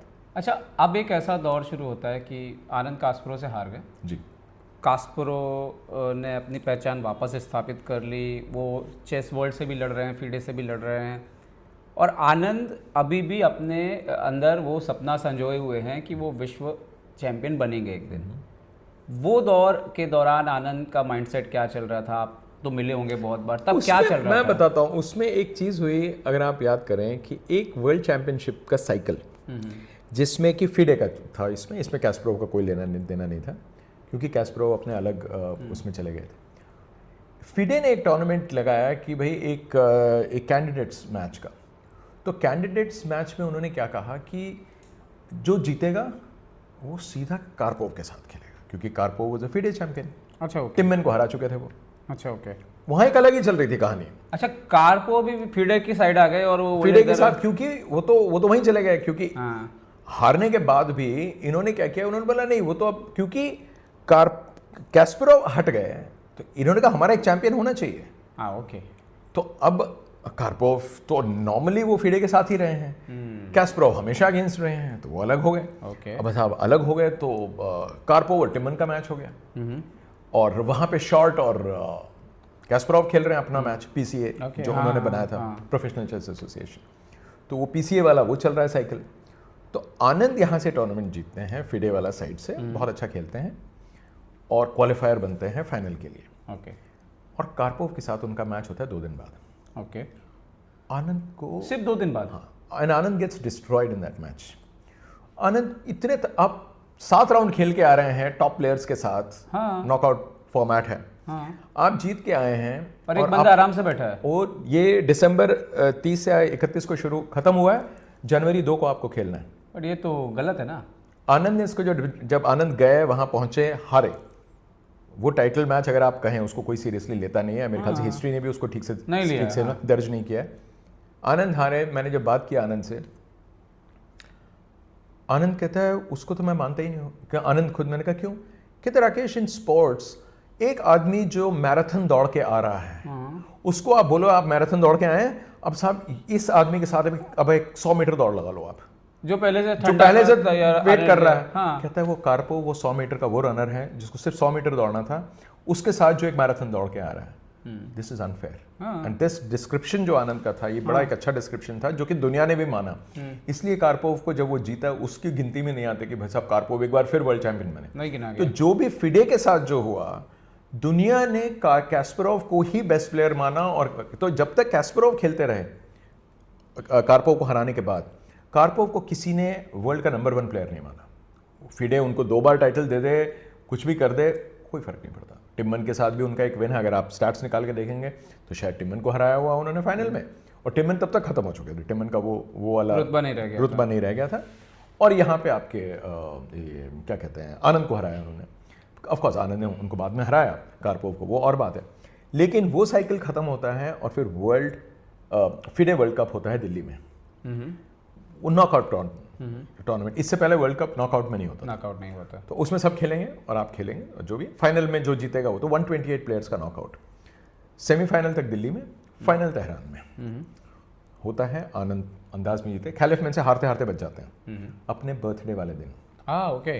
क्योंकि मुझे याद है आनंद बचे 11 दिसंबर बचे, और हम जैसे ही वो हुआ तो फिर केक आया, अरुणा ने केक लेके आया, हमने आनंद के साथ केक। मैं पूरी कोशिश करूंगा कि एपिसोड 11 दिसंबर को पब्लिश हो विश्वनाथन आनंद वाला। बच गए थे, वाज वेरी लकी खैलिफमैन के साथ। और आनंद को पता था कि उसने क्या, मतलब कहाँ से बचा वो, और हम केक खा रहे हैं और बात कर रहे हैं। सोचिए उन दिनों में माहौल काफ़ी अलग होता था, 25 साल पहले की बात बता रहा हूँ। तो दिल्ली की बात, खैर माइकल एडम्स को सेमीफाइनल में हराते हैं, मुझे याद है, क्योंकि मैंने फिर माइकल एडम्स का इंटरव्यू किया, जाने से पहले आनंद का किया, और आनंद जाते हैं और बड़े आराम से शिरोव को हरा देते हैं तेहरान में।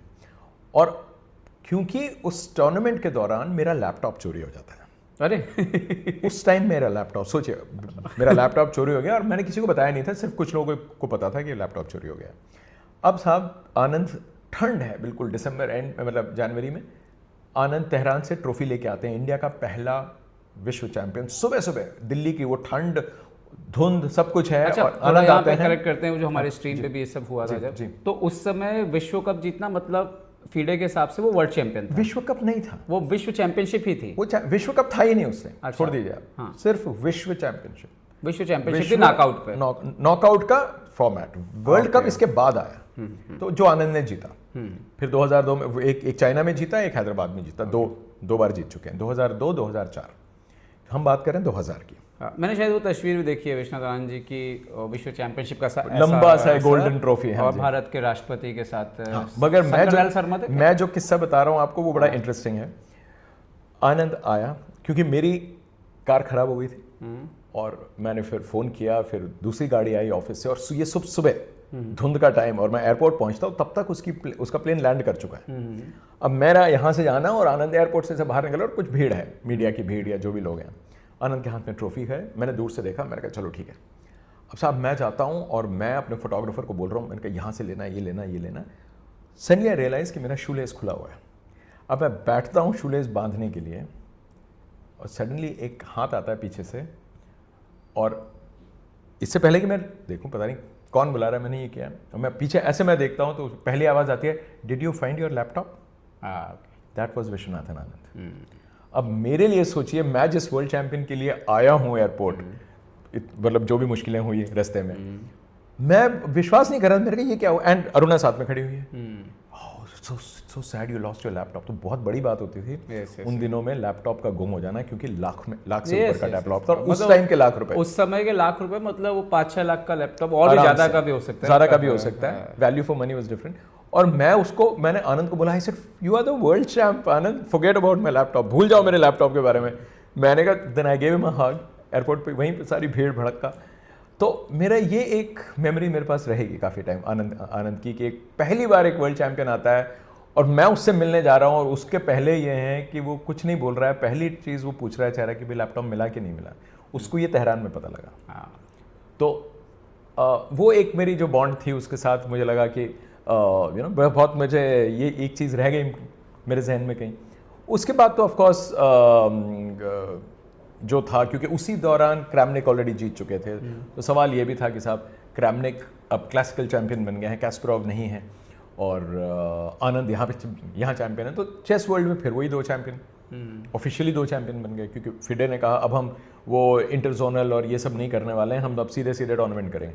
तो उसके बाद जितने भी टूर्नामेंट्स हुए, पोनोमोरियोव जीते, कासिम जानोव जीते, ये सब जितने टूर्नामेंट थे लास वेगस में हुआ, और ये सब हुआ। यहाँ पे मैं एक चीज़ बोलना चाहूँगा कि इसके बाद जो विश्वनाथ आनंद जी का उभार आता है, इस दौरान उनकी शादी हो चुकी है, शादी हो चुकी है, शादी बहुत पहले हो चुकी है, 95। हाँ, मतलब अरुणा जी ऑलरेडी, और वो शिफ्ट हो चुके हैं यूरोप। हाँ, नहीं, एक तो वो मैड्रिड में रह रहे हैं। अरुणा जी मतलब शादी होने का तब वो कम टू मैनेजर का रूप लेना शुरू कर चुकी हैं, उनकी बहुत सारी चीजें संभाल रही हैं, काफी संभाल रही थी, उतना नहीं जितना कि बाद में संभाला उन्होंने। उस टाइम जो मेरी मेमोरी भी है बॉन्ड वगैरह की, कि जब आनंद, क्योंकि कमरा एक ही होता था और आनंद के सेकंड्स उधर आते थे, तो अरुणा किताब लेके लॉबी में बैठा करती, लॉबी में बैठ जाती, कमरे में नहीं, कमरा तो खाली चाहिए। तो वो टाइम भी था जब उन्होंने बहुत सैक्रिफाइसेस किए हैं। अरुणा की सैक्रिफाइसेस शायद हम डॉक्यूमेंट नहीं करते हैं या उसके बारे में जिक्र नहीं करते हैं। क्रेडिट है कि आनंद जो बने हैं आज, हम बोलते हैं कि behind every successful man there is a woman.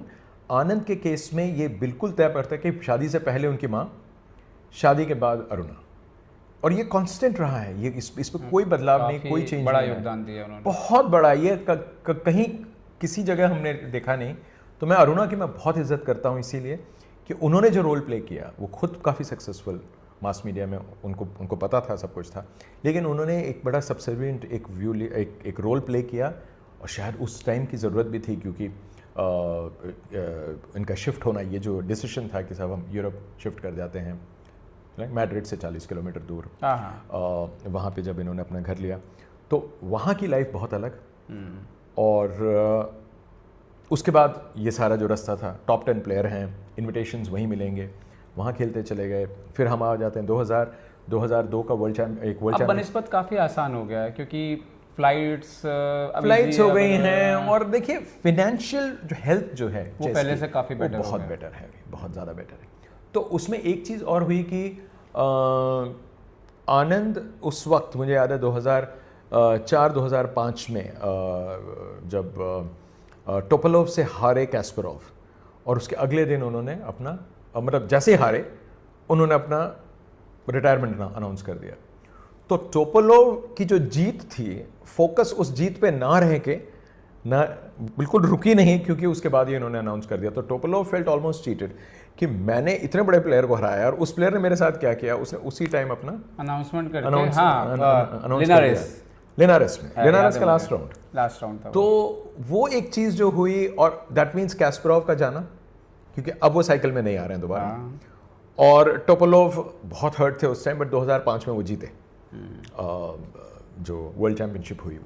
हाँ, बट उसको रिकॉग्नाइज नहीं करते ये लोग। वो तो आपके जो जितने नॉकआउट वाले हैं उनको ही नहीं करते, क्योंकि फीडे का अपना टूर्नामेंट था वो। मजे की बात ये है, ये सारे फीडे के। बट ये अजीब बात है कि टोपोलोव को रिकॉग्नाइज नहीं किया जाता, जबकि टोपोलोव वर्ल्ड चैंपियन था। बिल्कुल चैंपियन था वो। और सबसे बड़ी बात, उस समय पीक पे था। जहां तक मुझे याद है, टोपोलोव अकेला प्लेयर था जो कि टूर्नामेंट के सेकंड हाफ में कभी-कभी 3-3, 4-4 मैच बैक टू बैक जीत के आता था। करेक्ट, टोपोलोव का वो बहुत शार्प खेलता था। और मुझे याद है एक गेम है टोपोलोव का ही है मेरे ख्याल से, जबकि उसका डबल एक्सचेंज सैक्रिफाइस है। हाँ, और आनंद के साथ भी उनके अच्छे गेम हुए हैं, अच्छे गेम टोपोलोव हुए के। हैं, बिल्कुल हुए हैं। मुझे याद है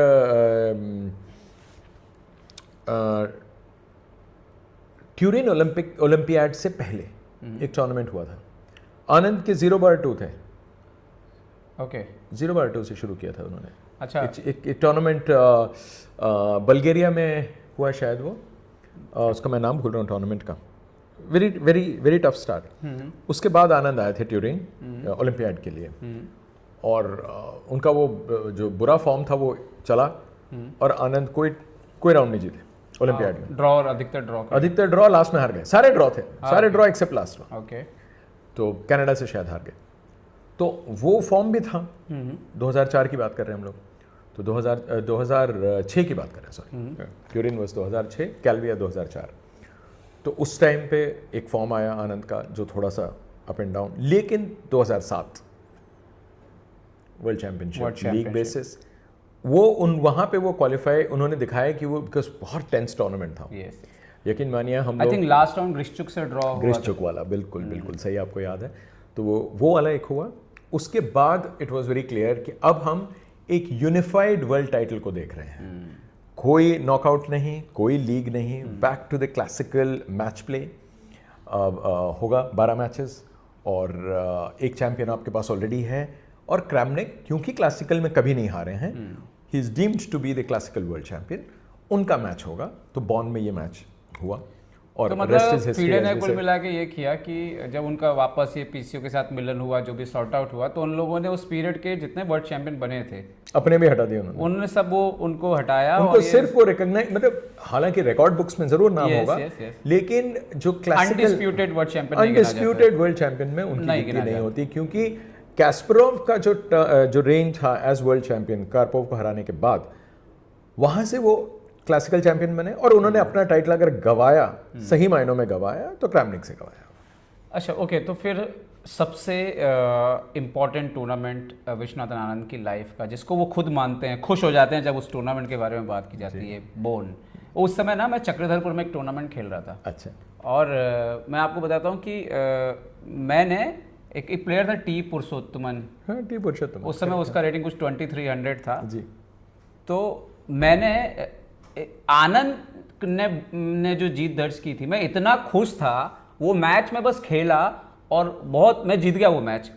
तो मेरे को वो चक्रधरपुर का टूर्नामेंट कभी भूला नहीं कि आनंद हरा नहीं रहे थे, क्रैमनिक को धो रहे थे एक्चुअली कहा जाए तो उस टूर्नामेंट में। तो उसके बारे में, वो टूर्नामेंट में आई थिंक हमारा बहुत अच्छा फेज निकला, वो बहुत मज़ेदार था वो टूर्नामेंट, क्योंकि रिजल्ट अच्छे आ रहे थे, आनंद सॉलिड लग रहा था। और उस टूर्नामेंट के दौरान मैं आपको एक चीज़ बताऊं, जैसे मैंने कहा था कि मैंने कम से कम मैंने अपने आप को बोला कि मैं आई कांटेक्ट मेंटेन नहीं करूंगा आनंद के साथ। जब वो आते थे, गाड़ी रुकती थी, एग्जीबिशन हॉल था, और बिल्कुल टूर्नामेंट शुरू, मतलब राउंड शुरू होने से 5 मिनट पहले आती थी गाड़ियाँ, और ऐसे गाड़ी आई और बॉडीगार्ड और वो काले रंग की गाड़ी, और आनंद उतरता था, अरुणा पीछे आए ना आए, आनंद जल्दी बढ़ जाता था आगे, और बिल्कुल focus, he was in a zone completely. तो वो जब टूर्नामेंट एक रिजल्ट अच्छे आए, प्रेस कॉन्फ्रेंस में भी मुझे याद है मैंने कोशिश की कि मैं अपने सवाल ना पूछूं, क्योंकि मुझे लगता था कि ये मेरा एक तरीका है उनको डिस्ट्रैक्ट ना करने का या अटेंशन कहीं और ले जाने का, क्योंकि मेरे सवाल कुछ ऐसे हो सकते हैं जो उस वक्त शायद ना पूछे जाएं। मैंने ये सारे सवाल अपने होल्ड किए, और जब वो फाइनली जब टूर्नामेंट जीते, तो हमने क्या किया था, जब पता लग गया था कि आनंद जीतने वाले हैं, हमने एक लड्डू खरीदे वहाँ की एक इंडियन शॉप से। ये बीकानेर वाला या हल्दीराम वाले वो लड्डू आते थे सील्ड डब्बे, तो वो साहब हम लेके गए, और बड़ा मज़ा आया, आनंद जीत गए। उन्होंने पहले एक प्रेस कॉन्फ्रेंस रखी जर्मन मीडिया के लिए, जर्मनी में बोले, मतलब जर्मन मीडिया, ओके, क्योंकि बॉन में थे। और इंडियन मीडिया तो चलो मैं और मनीषा मोहिते और मेरे ख्याल से एक श्रीकांत, हम 3 लोग थे, बाकी तो कोई आए नहीं। तो हम लोगों के लिए तो मीडिया कॉन्फ्रेंस करने की ज़रूरत नहीं थी, क्योंकि हम ही 3। तो जब हम लोग मिले तो हमने लड्डू खिलाया। मैंने आनंद को लड्डू दिया, तो मैं अरुणा को दिया, तो अरुणा ने हाथ में पकड़ लिया। आनंद को दिया तो आनंद तो बिल्कुल वो जैसे कहते हैं ना, एक जैसे बाइट मार के, मैंने कहा ऐसे नहीं ऐसे नहीं ऐसे नहीं, मैंने कहते लो, मैंने कहा अरुणा तुम खिलाओ। तो अरुणा ने खिलाने के लिए ये किया, तो उसने छोटा बाइट लिया, मैंने कहा अब मेरी बारी। तो जैसे ही मैंने आनंद का जॉ पकड़ा और लड्डू को ऐसे, बेसन का लड्डू टूट जाता है, हाँ उसमें बहुत ज़्यादा स्ट्रेंथ नहीं होती, वो सारा लड्डू वड्डू इधर उधर। तो बाकी जो मीडिया देख रहा था, जर्मन मीडिया और ये वो, क्योंकि वीडियो बन रहा है, वर्ल्ड चैंपियन है, तो मुझसे पूछता व्हाट इज दैट। अब मैं उसको क्या बोलूँ कि लड्डू को मैं उसको क्या बोलूँ जर्मनी में। मैंने कहा this is a magic ball. तो कहता magic ball, okay magic ball. अब उसको भी इंग्लिश बड़ी लिमिटेड आती थी, तो मैजिक बॉल। तो कहता है, तो जब वो थोड़ी देर में खत्म हो गया सारा कुछ, तो फिर मेरे पास वापस आया, कहता है does this magic ball give you extra strength. तो मुझे इतनी हंसी आई, मैंने कहा you are forgetting one thing, I am giving him this magic ball after the round, after the tournament, not before the round. वो यस यस यस। तब उसको लगा पता नहीं उसमें क्या मिला के दे दिया उसको कि अब ये जीत गया। मैंने कहा you are forgetting this was after the tournament got over, उसको ट्रॉफी मिलने के बाद दे रहे हैं। कितने खुश थे आनंद वो जीते। अरे भाई साहब, उस दिन तो मुझे याद है सूर्यशेखर गांगुली आया, वो यारोस्लाव और ये सारी जो टीम थी उसकी, और वो आए बिल्कुल ड्रेरी आइड, क्योंकि सोते नहीं थे। और उस टाइम पे ऐसे कंप्यूटर्स भी नहीं थे जहाँ पे आप दो सुपर कंप्यूटर्स को आपस में खिला दो, खुद जाके सो जाओ, तो तब तक आपको सुबह तक सारा डेटा मिल जाता, ऐसा भी नहीं था। तो ये लोग तो पूरी रात जागते थे। और जब आनंद का गेम शुरू हो जाता था, ओपनिंग देखा करते थे और जाके सो जाते थे। तो वो जो 3 घंटे 4 घंटे की नींद मिलती थी इनको, ऐसे उनका साइकिल चलता था। तो सब आए, सीधे सीधे आ गए वो। तो जब आनंद जीत मतलब ऑलमोस्ट तैयार हो गए, तो सब अपने अपने होटल से छोड़ के, तब लोगों ने पहली बार उनकी शक्ल नहीं देखी कि अच्छा ये आनंद के 3-4 सेकंड से। हाँ। फिर ये गए पार्टी में शाम को, मतलब इनकी पार्टी हुई, इसकी तस्वीरें भी हैं, सिर्फ इनकी पार्टी हुई, खूब इन्होंने मस्ती की। और फिर जैसे मैंने कहा कि अगले दिन मैं वहाँ 9:30 बजे पहुँच गया, इनको जगाया होटल में। तो वो मेरी कहानी थी वहाँ से। लेकिन वो जो टाइटल था, मेरे ख्याल से उसने एक तीसरा वर्ल्ड टाइटल ही नहीं दिया, एक अनडिस्प्यूटेड टाइटल ही नहीं दिया, आनंद को बहुत कुछ दिया। और वो एक चीज़ जो दी गई मेरे ख्याल से वो थी कि चेस वर्ल्ड में पूरी तरह से जो एक इज्जत एक चैंपियन को मिलनी चाहिए थी, जो पहले नहीं मिली थी, अब उनको किसी ने ग्रज नहीं किया कि साहब ये कोई इंडियन आके जीत रहा है वर्ल्ड टाइटल। एक सही मायनों में एक अनडिस्प्यूटेड वर्ल्ड चैंपियन, जिसने एक प्रीवियसली अनडिफीटेड चैंपियन को हराया, क्रामनिक कभी नहीं हारे मैच में, तो उन्होंने कहा साहब ये चैंपियन है हमारा। मतलब अगर हम जैसे बोलें कि आने वाले समय में अगर गुकेश करवाना या नाकामुरा को हराता है, गुकेश ऑलरेडी अनडिस्प्यूटेड है, बट एक तरह से ये ना हो जाता है कि एक बार तो जीते ठीक है, जब आप दूसरी बार जीतते हैं तो फिर आपका जो रुतबा काफी बढ़ जाता है। सही बात है। तो आनंद के लिए मेरे ख्याल से, जैसे उन्होंने खुद भी कहा कि वो टूर्नामेंट जो है आपको, क्योंकि मेरे तो सिस्टम में बस गया है वो, क्योंकि एक एक चीज़ अगर आप उनसे पूछें कि उनकी जीत, उनका जो कंपोजर बिल्कुल कंपोज, कोई कहीं भी किसी सूरत में ये नहीं था कि आनंद जीतने के बाद बड़े एक्साइटेड हो रहे हैं या कुछ जेस्चर है या टेबल ठोक रहे हैं या कुछ कर रहे हैं, क्लेंच ऑफ जैसे कहते हैं ना फिस्ट को ऐसे कर, कुछ नहीं, कोई एग्रेशन नहीं, अभी काम खत्म नहीं हुआ। तो वो जो 2000 का था वो बहुत बहुत ज़बरदस्त टूर्नामेंट। फिर ऑफ कोर्स अगला वाला तो हम जानते ही हैं, टोपोलोव वाला, कैसे वो स्मॉग, वो सारा स्मॉग वाला, वोल्केनो आया, बाय रोड गए। आप पहुंचे थे उसमें? लॉर्ड्स ऑफ द रिंग नहीं, हम तो उसे जा नहीं पाए थे। तो अरुणा ने जो कहता है वो वाली वो कहानी मैंने पूरी लिखी है। अच्छा, कैसे कैसे ये गए, और जब आनंद आया जीत के, मुझे याद है, तो वो एक बड़ा अच्छा था। इनफैक्ट जब मेक्सिको से जीत के आया, मैं आपको एक किस्सा बताता हूँ। मेक्सिको से जब वो जीत के आया तो उसकी फ़्लाइट लैंड की रात को 2 बजे दिल्ली में। और NIIT वालों ने क्या किया कि वो उस टाइम स्पॉन्सर थे, तो उन्होंने अपने बच्चे भेज दिए रात को, और हम लोग मीडिया वाले वहाँ पहुँचे रात को 2 बजे, सोचिए। और पता चलता है कि साहब वो उतरा, एयरपोर्ट से बाहर आया, इन्होंने उसको गाड़ी में बिठाया और ले गए। ये वर्ल्ड चैंपियन आया इंडिया। अच्छा, और मुझे उस टाइम जो NIIT के जो मालिक थे राजेंद्र पवार, वो मिल गए बाहर। अरुणा उस गाड़ी में नहीं है, अरुणा वहीं खड़ी है रोड पे, और इनको एक गाड़ी में बिठा के ले जा चुके हैं। सोच सकते हैं आप ये फैक्चुअल, ये मैं आपको फैक्चुअल सिचुएशन बता रहा हूँ। मैंने अरुणा को बोला, मैंने कहा यू आर वेटिंग हियर, कहते नो वो थोड़े एक्साइटेड हो गए शायद NIT। मैंने कहा you should be with him, आपको छोड़ के कैसे जा सकता है कोई? कहते नहीं, मेरे लिए उन्होंने दूसरी गाड़ी की है। तो मुझे राजेंद्र पवार मिल गए, क्योंकि राजेंद्र पवार लेके जा रहे थे उनको। तो मैंने कहा मिस्टर पवार ये तो सही नहीं है, मीडिया आया हुआ है 2 बजे, आप चैंपियन को हाईजैक कर रहे हो, कौन हो यार आप तो स्पॉन्सर हो ना, स्पॉन्सर ही तो हो, आप कैसे ले जा सकते हो? You have denied the media जो यहाँ आई है। No no no I am sorry, ये उन्होंने बस ऐसे करके छोड़ दिया। अब मैं घुरा रहा था बिल्कुल, मेरी तो हालत खराब थी, बिकॉज मैंने अरुणा को बोला, मैंने कहा ये गलत हो गया आज, हम लोग पागल नहीं है यार, we have followed the tournament, इतना नर्वी टूर्नामेंट, आनंद के पास बोलने के लिए इतना कुछ है। खैर अगले दिन, क्योंकि 2 बज गए थे तो अखबार को छपना नहीं था, मुझे सुबह फ़ोन आता है अरुणा का कहती राकेश अभी कहाँ पे हो? मैंने कहा मैं तो यहीं हूँ। मुझे याद है मेरी गाड़ी में साफ़ कर रहा था, तो उन्होंने कहा कि 1 घंटे में पहुँच सकते हो ITC। ITC में एक साउथ इंडियन स्पेशलिटी रेस्टोरेंट है दक्षिण। तो उन्होंने कहा सो हाँ आ सकते हो। मैं आ गया। अब साहब मैं फटाफट मैं जो भी किया, मैं नहा धो के पहुँचा, टाइम पे पहुँच गया। अब मैं दक्षिण पे आता हूँ, ITC मौर्या का स्पेशलिटी रेस्टोरेंट है, और पता लगा उधर एक गार्ड खड़ा है, कहता जी एंट्री नहीं है, बंद है। मैंने कहा बंद है? कहता हाँ जी क्लोज्ड। मैंने कहा कैसे हो सकता है?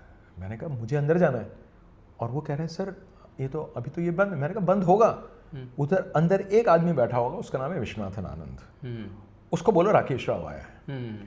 तो तब उसको लगा, कहता है आपका इंतजार हो रहा है? मैंने कहा मेरा इंतजार हो रहा है, ये मेरे फोटोग्राफर हैं, हम लोग आए हैं करके। तो साहब हुआ, और मैं गया तो देखा सारी लाइट्स ऑफ हैं, एक जगह एक लाइट जल रही है खंबे के पीछे, और पता लगा वहाँ आनंद और ये बैठे हैं, और ज़बरदस्त साउथ इंडियन फूड। मैं, आनंद और अरुणा, और जो हमको खाना था उस दिन हमने साउथ इंडियन खाना खाया। मुझे याद है उसने वो अप्पम वगैरह ऑर्डर किया, केरला वाला जो होता है, और हमने किया। वो इंटरव्यू मैंने वहाँ किया आनंद का। मैंने काफ़ी इंटरव्यूज़ मैंने आनंद के ऐसे भी किए जो हमने कार में किए। अच्छा, ओके। मूविंग कार में किया हुआ है। मैं और आनंद पीछे बैठे हैं, अरुणा ड्राइवर के साथ आगे, और वो मैंने उसमें किया है क्योंकि टाइम बचता था। तो उस समय कैसे टेप रिकॉर्डर रखते थे कुछ? टेप रिकॉर्डर मेरे पास हमेशा टेप रिकॉर्डर था। 1990 से मेरे साथ टेप रिकॉर्डर था, वो बड़ा वाला जो होता था। वो फिर साइज उसका छोटा होता चला गया। आजकल तो डिक्टाफोन यूज़ करते हैं छोटा वाला। लेकिन आनंद के साथ मेरा जो इंटरव्यूज़ का जो दौर था, वो मेरा हर बार जब भी इंडिया आता था, चाहे वो वैकेंसी जीत के आया या लिनारस जीत के आया या कोई भी उस टाइम के जितने टूर्नामेंट थे, तो मेरी किस्मत थी कि मैं आनंद से मिलता था, और आनंद ने मुझे हमेशा वक्त दिया। बहुत इंटरव्यूज़ मैंने किए हैं, इसीलिए अब मेरा ऑलमोस्ट लूजिंग काउंट। अब मैं थोड़ा सा स्पीड अप करते हैं क्योंकि अब तक का सबसे लंबा एपिसोड ऑलरेडी हो चुका है जी। तो आनंद यहाँ पर टोपोलो को हराते हैं, गर्लफ्रेंड पहला राउंड हारते हैं, और आखिरी वाला जो जीता था वो जीता। और लास्ट राउंड में तो मुझे याद है, लास्ट राउंड में हमको लग रहा था कि टोपोलोव रैपिड नहीं खेलना चाहता आनंद के साथ, ब्लिट्स में नहीं जाना चाहता, तो उसने ओवर ट्राई किया और वहाँ जाके वो it was a lost game. तो 12वें मैच में डिसाइड हो गया टाइटल, नहीं तो हम लोग वेट करते शायद वो हो। गर्लफ्रेंड के साथ बहुत बोरिंग रहा। बहुत ज़्यादा बोरिंग, बहुत सारे ड्रॉ भी हुआ, और क्वालिटी तो ये मैंने आनंद से पूछा भी था, क्योंकि मेरे पास एक जो 5 वर्ल्ड चैंपियनशिप जीतने के बाद जो मेरे 5 इंटरव्यूज़ हैं, वो फ्रंटलाइन ने लिया हुआ है पूरा, मतलब उसके एक्सेप्ट्स लिए हुए हैं कि आनंद ने कब क्या क्या बोला, 2000 में क्या बोला था, ये क्वेश्चन आंसर फॉर्म में है वो। तो बड़ा एक इंटरेस्टिंग वो था। तो मैंने जब ये पूछा तो मुझे याद है 4 के ऑलरेडी थे, ये 5वां था। तो मैंने जब ये पूछा, इसे चेस लवर्स के लिए शायद उतना, मतलब बहुत ही ज़्यादा जो है, जो टेक्निकल और टैक्टिकल चीज़ समझते हैं, उनके इंटरेस्ट का था, because we asked too many questions of each other, but not for the spectators. ये आनंद ने यहाँ तक कहा कि बोरिंग हुआ, बिकॉज मैंने उनसे पूछा, मैंने कहा चेस वर्ल्ड चैंपियनशिप मैच हुआ था कि आनंद पहले हार गए थे, फिर रात भर सोए नहीं, और दूसरे दिन उन्होंने तुरंत मैच कमबैक कर लिया था। तो ये जो हमने देखा है कि एक 17 मूव में जो मारा था, मेरे ख्याल से वो सेकंड फर्स्ट राउंड हार के जो सेकंड जीते थे, वो क्विक, बिल्कुल फटाफट, शॉर्टेस्ट वर्ल्ड चैंपियनशिप मैच है वो, मेरा गेम है उनका वो। तो आनंद का एक चीज़ तो आपको मानना पड़ेगा कि पेशेंस बहुत है। वेटिंग गेम जिसको बोलते हैं, waiting game, not a waiting move की तरह, वेटिंग गेम। चलो आप नहीं कर पा रहे, मैं नहीं कर, कोई बात नहीं, मैं अभी यहाँ पे हूँ, मतलब अपना फोकस लूज नहीं किया उन्होंने, तभी 5 टाइटल हैं उनके। तो अभी एक दौर शुरू हुआ कास्परोव के जाने के बाद आनंद, और अब मैग्नस कार्लसन जो है, और इसी दौरान आनंद ने अपना बेस्ट रेटिंग ऑफ 28-17 भी हासिल किया, वर्ल्ड नंबर 1 बने, उन्होंने सारे टाइटल किए। सब जीता, अब कुछ बचा दौर आ रहा है जहाँ पे पिक्चर में मैग्नस कार्लसन की एंट्री होना शुरू हो चुकी है, वो वर्ल्ड नंबर 1 बन चुका है, and suddenly world championship Chennai में। और वो मैच भी मैं याद है जब आखिरी राउंड में क्रैमनिक ने एक अननेसेसरी गेम हारा, और उसकी वजह से कार्लसन क्वालिफाई, मैं भी वही बोलने वाला था। मैंने कहा वो एक बहुत ड्रामेटिक था, क्योंकि हमको लग रहा था क्रैमनिक दोबारा आ गए। यस, और क्या मतलब क्या मौका छूटा, एंड कार्लसन की किस्मत है। और वहां से उनका जो उदय है, मैं कहता हूँ सही मायनों में, क्योंकि मैं कार्लसन को तब से देख रहा हूँ जब वो एक 12 वर्षीय, एक ऐसा ओलंपियाड जिसमें वो यंगेस्ट थे, कोचनॉय ओल्डेस्ट थे। तो इधर मैं एक चीज़ बोल रहा था कि इवन वो एक दौर है जहाँ पे कार्लसन रेटिंग ऊपर हो रहा है, बट अभी भी कभी कभी जब भी वो आनंद के सामने आ रहा है, आनंद उनको हरा हरा रहा है, दे रहा है। और बिल्कुल हरा इवन रहा कार्लसन ने अपने एक इंटरव्यू में ये मेंशन भी किया कि वो उनके साथ प्रैक्टिस में गए थे आनंद के साथ, तो वो प्रैक्टिस में जब गए तो उनको पता लगा कि इस आदमी का लेवल कितना ऊपर है रैपिड वगैरह में, और उसने बोला कि उसके बाद आनंद के प्रति उनका जो रिस्पेक्ट था वो इस्टेब्लिश हुआ कि नहीं नहीं नहीं ये काफ़ी जानकार हैं। और ये आपने मुझे बताया जो कार्लसन ने कहा है, मैं आपको वो बताता हूँ जो आनंद ने मुझे बताया। मैं आनंद से मैंने एक बार पूछा, मैंने कहा एक नया लड़का आ रहा है, छोटा सा है, बड़ा क्यूट सा, और तुम्हारा रिकॉर्ड उसके अगेंस्ट बहुत अच्छा है, क्यों उसको बच्चे को मतलब हराते, मतलब तुम उसे हराते रहते हो करके। तो मैंने मजाक में पूछा ये सवाल, मतलब ऐसी मस्ती में, not part of the interview. तो मुझे आनंद का आंसर याद है, कहते हैं राकेश मैं इसको अभी हरा रहा हूँ, ये बहुत तगड़ा प्लेयर है, ये बहुत आगे तक जाएगा, अगर और एक वक्त शायद वो भी आएगा जब मैं इसको नहीं हरा पाऊँ, तो मैं इसको जितना हराना चाहता हूँ मैं आज हरा रहा हूँ, क्योंकि कल जब हम आमने सामने कभी मिले तो ये मुझे इज्जत से देखेगा, मैं इसलिए आज इसको हरा रहा हूँ क्योंकि कल शायद मैं नहीं हरा पाऊँ। और उनकी बात इतनी सच हुई है कि एक स्टेज आया जब आनंद कार्लसन को हरा नहीं पाते थे, और कार्लसन आज भी इज्जत करता है आनंद की, क्योंकि आनंद ने कहा था कि एक वक्त आनंद ने उनको इतनी बुरी तरह हराया हुआ है, मर्सिलेसली हराया हुआ है, फिर जैसे आपने कहा प्रैक्टिस सेशंस हुए, और इसलिए वो रिस्पेक्ट है, म्यूजिक मतलब म्यूचुअल रिस्पेक्ट है। तो ये आनंद का कहना है, कभी आप आनंद से मिले तो you can ask him also कि आपने ये कहा है कि मतलब आपने बिल्कुल मतलब उसके आपकी रीडिंग थी कि ये लड़का जब अपने पीक पे आएगा, अपने जब अभी तो यंग था, वो आनंद का क्रेडिट, अमर मैं आनंद को क्रेडिट देता हूँ कि उसका विजन, उसकी रीडिंग इतनी एक्यूरेट थी कि आज आई थिंक तब तक शायद एक ऐसा आनंद बिल्ड हो चुके थे जो खिलाड़ियों की क्षमताओं को समझने लग गए थे कि कौन कितनी दूर जाएगा, पूरी तरह से क्या किस तरह का अप्रोच है।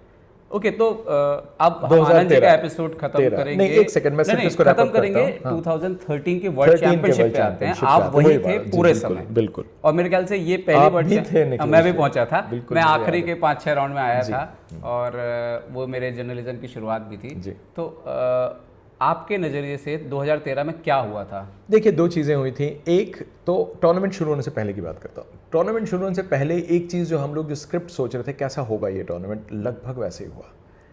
ये एक वो दौर था जबकि कार्लसन का एक एरा और कार्लसन का अप्रोच, लोग ये कहते थे कि ड्रॉ तो नहीं होगा, आनंद को बैठ के ड्रॉ नहीं मिलेगा, इसको ड्रॉ करना पड़ेगा, और वो आनंद को बोर्ड पे बिठाएगा।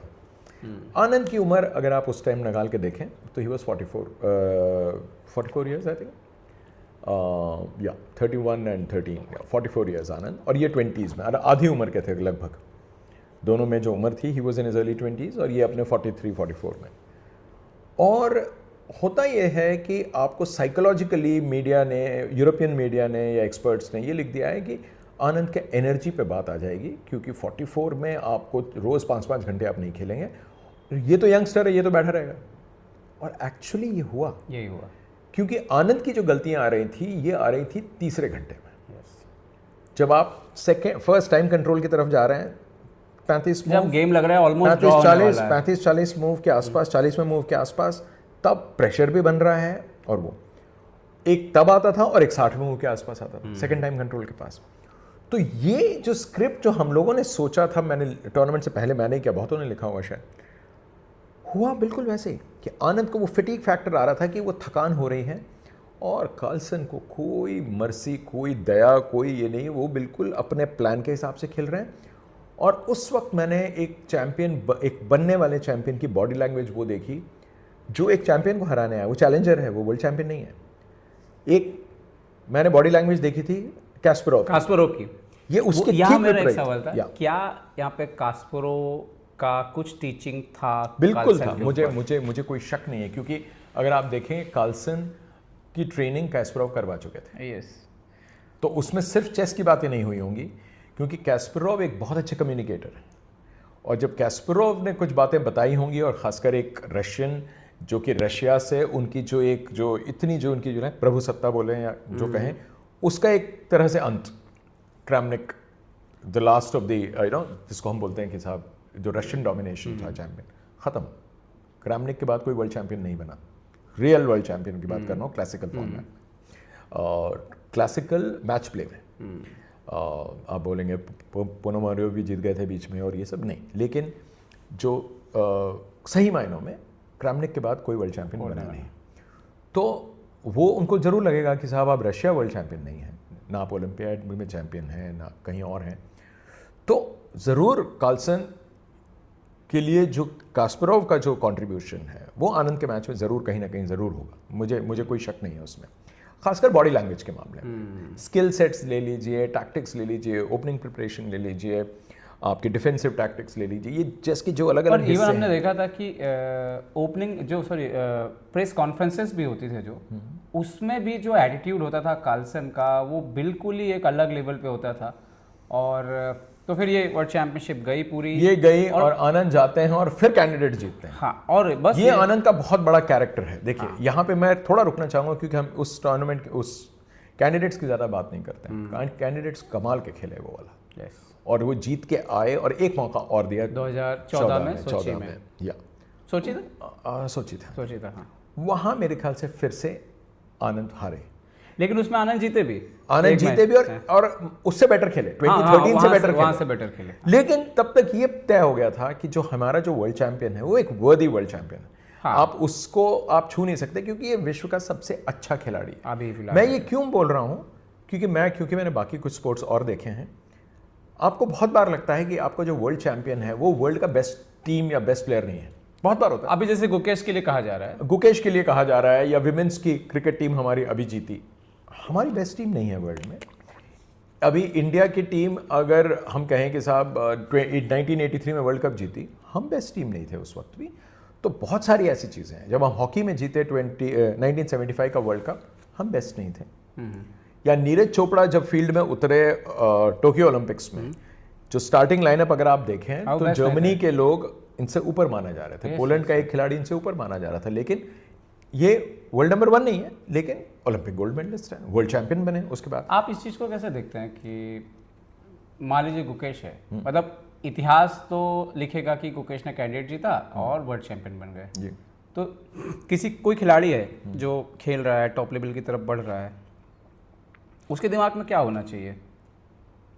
उसको सिर्फ ये देखना चाहिए कि मैं अगर अपना सर्वश्रेष्ठ कर गया और दूसरे मिस कर गए तो मेरा रास्ता बन गया। नहीं, ये ऐसा मेरे ख्याल से कोई खिलाड़ी नहीं सोचता है। खिलाड़ी क्या सोच रहा है, क्या मैं अपना बेस्ट मूव कर रहा हूँ, उसको सामने वाले के बारे में कोई फर्क नहीं पड़ रहा है। फर्क ही नहीं पड़ता, आपको सोचना ही नहीं है। कोई भी साइकोलॉजिस्ट आपको ये बोलेगा ही नहीं कि वो करें। वो कहते हैं आप सिर्फ वो कंट्रोल कर सकते हैं जो आप कंट्रोल कर सकते हैं। नहीं, वही तो बोल रहा हूँ, खिलाड़ी सिर्फ ये देखता है कि मैं अपना बेस्ट कर गया और किस्मत ने साथ दे दिया तो मैं निकल गया। ये भी नहीं कहता किस्मत ने साथ दे दिया, हाँ, बस मैं अपना बेस्ट कर गया। मैं क्या सही सोच रहा हूँ, मेरा प्रोसेस क्या है, वो प्रोसेस फॉलो करता है। चाहे वो गोल्फर हो, टेनिस प्लेयर हो। अभी ड्योकोविच जो हैं, उनका जो प्रोसेस हम देखते हैं, जो उन्होंने शेयर भी किया है, बदलता ही नहीं है। चाहे वो एक छोटा टूर्नामेंट खेल रहे हो या बेस्ट, इतने बजे उठना है, इतने बजे प्रैक्टिस करनी है। ओपोनेंट कोई भी हो, उनका प्रिपरेशन बदलेगा नहीं क्योंकि वो रूटीन है, वो उनका हिस्सा है। वो ये नहीं सोचते आज अगर मेरा ओपोनेंट अच्छा नहीं खेलेगा तो मैं जीतूंगा, मुझे बेस्ट करना है और मैं जीतूंगा। तो यही चीज़ चेस प्लेयर्स में है, क्योंकि आपके ओपोनेंट का स्ट्रेंथ आपको पता है, प्लेइंग स्ट्रेंथ पता है, फॉर्म पता है। ये चेस में क्योंकि इन्फॉर्मेशन बहुत अवेलेबल है। सोची के बाद फिर आनंद ने कैंडिडेट से भी उसके बाद उन्होंने उसके बाद ऑलमोस्ट छोड़ दिया उन्होंने, फिर वो बचा नहीं। हालांकि वर्ल्ड रैपिड अब आखिरी 5 मिनट में विश्वनाथ आनंद जी के उस फैक्टर के बारे में बात करेंगे कि उसके बाद जो उन्होंने रोल लिया 2014 के बाद, क्योंकि आज भी वो रेलेवेंट है। इंडिया आज वो यहाँ पहुँच रहे हैं और सब लोग एक्साइटेड हैं कि आनंद यहाँ पे आ रहे हैं। आपके हिसाब से विश्वनाथन आनंद ने इंडियन चेस के लिए जो किया है, तो उसको कैसे आप शब्दों में ढालेंगे? उन्होंने जो किया है वो मतलब हम वो चीज़ कहने वाले हैं जो ऑलरेडी दोहरा चुके हैं लोग। लेकिन मैं एक चीज़ आपको बताऊंगा, क्योंकि मैंने उनसे पूछा, मैंने कहा कि आपके करियर में, आपके इसमें ऑल इंडिया चेस फेडरेशन का क्या रोल था उन दिनों से, जब से आपने शुरू किया और आप वर्ल्ड चैंपियन बने और ये वो, क्योंकि फेडरेशन का एक रोल रहता है नॉर्मली। और आनंद का वो जो जवाब था, मेरे ख्याल से मुझे ऐसा आंसर मुझे किसी ने भी नहीं दिया, शतरंज का कहीं और भी। कहता है कि ऑल इंडिया चेस फेडरेशन का मेरे लाइफ में एक बहुत अहम रोल है, और वो रोल ये है कि उन्होंने मेरे चेस से कभी इंटरफेयर नहीं किया। अब ये आनंद का तरीका है कहना है कि उन्होंने मुझे मेरे हाल पे छोड़ दिया और मैंने जो किया उन्होंने मुझे रोका नहीं, कुछ नहीं हुआ और मैंने अपने हिसाब से खेला। तो ये आनंद के हिसाब से जो उस टाइम के ऑफिशियल्स थे, वो उनके ऊपर ये एक मेरे ख्याल से एक बहुत स्ट्रॉन्ग रिमार्क है। हाँ कि भाई आपने कोई सपोर्ट नहीं किया। कुछ नहीं किया, ये कहने का तरीका है। और उनके मदर ये मेंटेन भी करती थी कि जब हम आए, आनंद ने बोर्ड पे जीते मैचेस, क्योंकि फिलीपींस की जो ट्रेनिंग थी वो बहुत कमाल की थी, नेचुरल टैलेंट था। तो ये तो हो गई आनंद बनने की कहानी, कहाँ से फाउंडेशन डला और कैसे इंडियन सिस्टम में आए वो। कंट्रीब्यूशन दो चीज़ों में, एक वो जो पहले कभी नहीं हुआ था उन्होंने किया कि चेस को एक आइडेंटिटी दी, और वो आइडेंटिटी भी ऐसी क्योंकि लॉन्जिविटी अगर आप देखें 83 में उनका नेशनल सब जूनियर जीतना, 82-83 सीजन में, और उसके करीब मतलब मैं कहूँ कि 30 साल, मतलब टोटल 30 साल का उनका जब मैं करियर देखूँ 2013-2014, तो 30-31 साल हमारे पास है। जब उनका लास्ट वर्ल्ड चैम्पियनशिप का जो क्रैक उन्होंने किया कि भाई सेकंड टाइम चैलेंजर, मतलब world championship match, first time as a challenger to Carlsen, वहाँ पे अगर मैं एक लाइन खींचूँ सब जूनियर से लेके वर्ल्ड चैम्पियनशिप तक का आखिरी का 30-31 साल, इसमें उन्होंने 2 जनरेशन्स को इम्पैक्ट किया। Chess players, chess parents, India, पूरे इंडिया में अगर मैं कहूँ, मैं अभी विश्व की बात छोड़ दीजिए, अभी इंडिया में आनंद का नाम चेस के साथ और चेस का नाम आनंद के साथ जुड़ गया। कोई किसी को जानता हो या नहीं जानता हो, लेकिन आनंद को लोग जानते हैं, विश्वनाथन आनंद का नाम लोग जानते थे। बिल्कुल। तो ये आनंद का सबसे बड़ा कंट्रीब्यूशन है कि चेस की पहचान, हिस्ट्री जैसे भी उसको याद करे, दर्ज करे, मेरे हिसाब से इनका ये कंट्रीब्यूशन जो है, भूल जाइए 5 टाइम के वर्ल्ड चैंपियन, भूल जाइए ग्रैंड मास्टर इंडिया के, वो सब छोड़ दीजिए, उनका डिमीनर, उनका व्यवहार, उनका बात करने का तरीका। मैं आपको एक चीज़ बता रहा हूँ, ये बहुत इंपॉर्टेंट है, क्योंकि जब ये अपना पहला वर्ल्ड टाइटल जीत के आए, दिल्ली पहुँचे, और दिल्ली के नेहरू प्लेस में एक होटल है, रॉयल पार्क ऐसा कुछ नाम है उसका, तो वहाँ पे प्रेस कॉन्फ्रेंस थी उनकी। तो गाजियाबाद में एक ओपन टूर्नामेंट, रेटिंग टूर्नामेंट चल रहा था, कोई बहुत बड़ा टूर्नामेंट नहीं था, उसमें अनूप देशमुख वगैरह खेल रहे थे। तो गाजियाबाद से एक बस भर के लोग लेके आए यहाँ ऑडियंस बिठाने के लिए। तो अब साहब वो तो अनरूली क्राउड, उनको तो 5 स्टार में ऐसे घुसे हुए, पता नहीं यहाँ दौड़ रहे हैं वहाँ दौड़ रहे हैं, क्राउड आया हुआ बस भर के गाजियाबाद से। प्रेस कॉन्फ्रेंस रूम में आ गए सारे, तो खैर अब सब बैठे हैं। वहाँ एक बच्चे ने हाथ खड़ा किया और हिंदी में सवाल पूछा कि मुझे अगर आपकी तरह वर्ल्ड चैंपियन बनना है तो क्या करना होगा। अभी सोचिए, ये ताज़ा वर्ल्ड चैंपियन सुबह आए हैं प्लेन पकड़ के, और यहाँ एक बच्चा गाजियाबाद से सवाल पूछ रहा है। तो आनंद ने पूछा, क्या पूछा है इन्होंने? तो जो साथ में बैठे थे उन्होंने पूछा, ये बच्चा पूछ रहा है कि अगर मुझे आपकी तरह वर्ल्ड चैंपियन बनना है तो क्या बनना पड़ेगा। अब ये आनंद, आई थिंक दिस डिस्क्राइब्स आनंद का कॉन्ट्रीब्यूशन। आनंद सेज, देखिए सबसे पहले तो आप जिस लेवल पे भी खेल रहे हैं, क्योंकि चेस रेटिंग बेस्ड गेम है, तो पहले आप अपनी रेटिंग ऊपर कीजिए, स्ट्रांग बनिए, अपना बेस्ट खेलिए, इतने स्ट्रांग बन जाएं कि आप अपना स्टेट रिप्रेजेंट कर पाएँ। फिर आप नेशनल लेवल पे आते हैं, फिर आप इतने स्ट्रांग बने कि आप नेशनल टीम में घुस पाएँ। नेशनल टीम में आने के बाद सिर्फ इसलिए क्योंकि आपको अपॉर्चुनिटीज़ मिलती हैं जब आप ऊपर के लेवल पे खेलते हो। आप घर में ही अच्छा खेलते रहोगे, कोई फ़ायदा नहीं है। तो इतना अच्छा खेलें कि आप ऊपर जाएं। ऊपर जाने के बाद आप इंटरनेशनली अगर आप अच्छा कर रहे हैं तो आपको कैंडिडेट्स तक आप पहुंच सकते हैं। कैंडिडेट्स में क्वालिफाई होंगे तो वर्ल्ड चैम्पियनशिप साइकिल जब मतलब आप आ गए, फिर आप एक दिन ऐसे इंप्रूव करते करते आप एक दिन मेरी तरह वर्ल्ड चैंपियन बन जाएंगे। ये पूरा आंसर दिया है एक्सप्लेन करके एक बच्चे को कि वो बच्चा शायद उस टूर्नामेंट हॉल के बाहर जाते जाते भूल जाए कि क्या करना है मुझे जाके।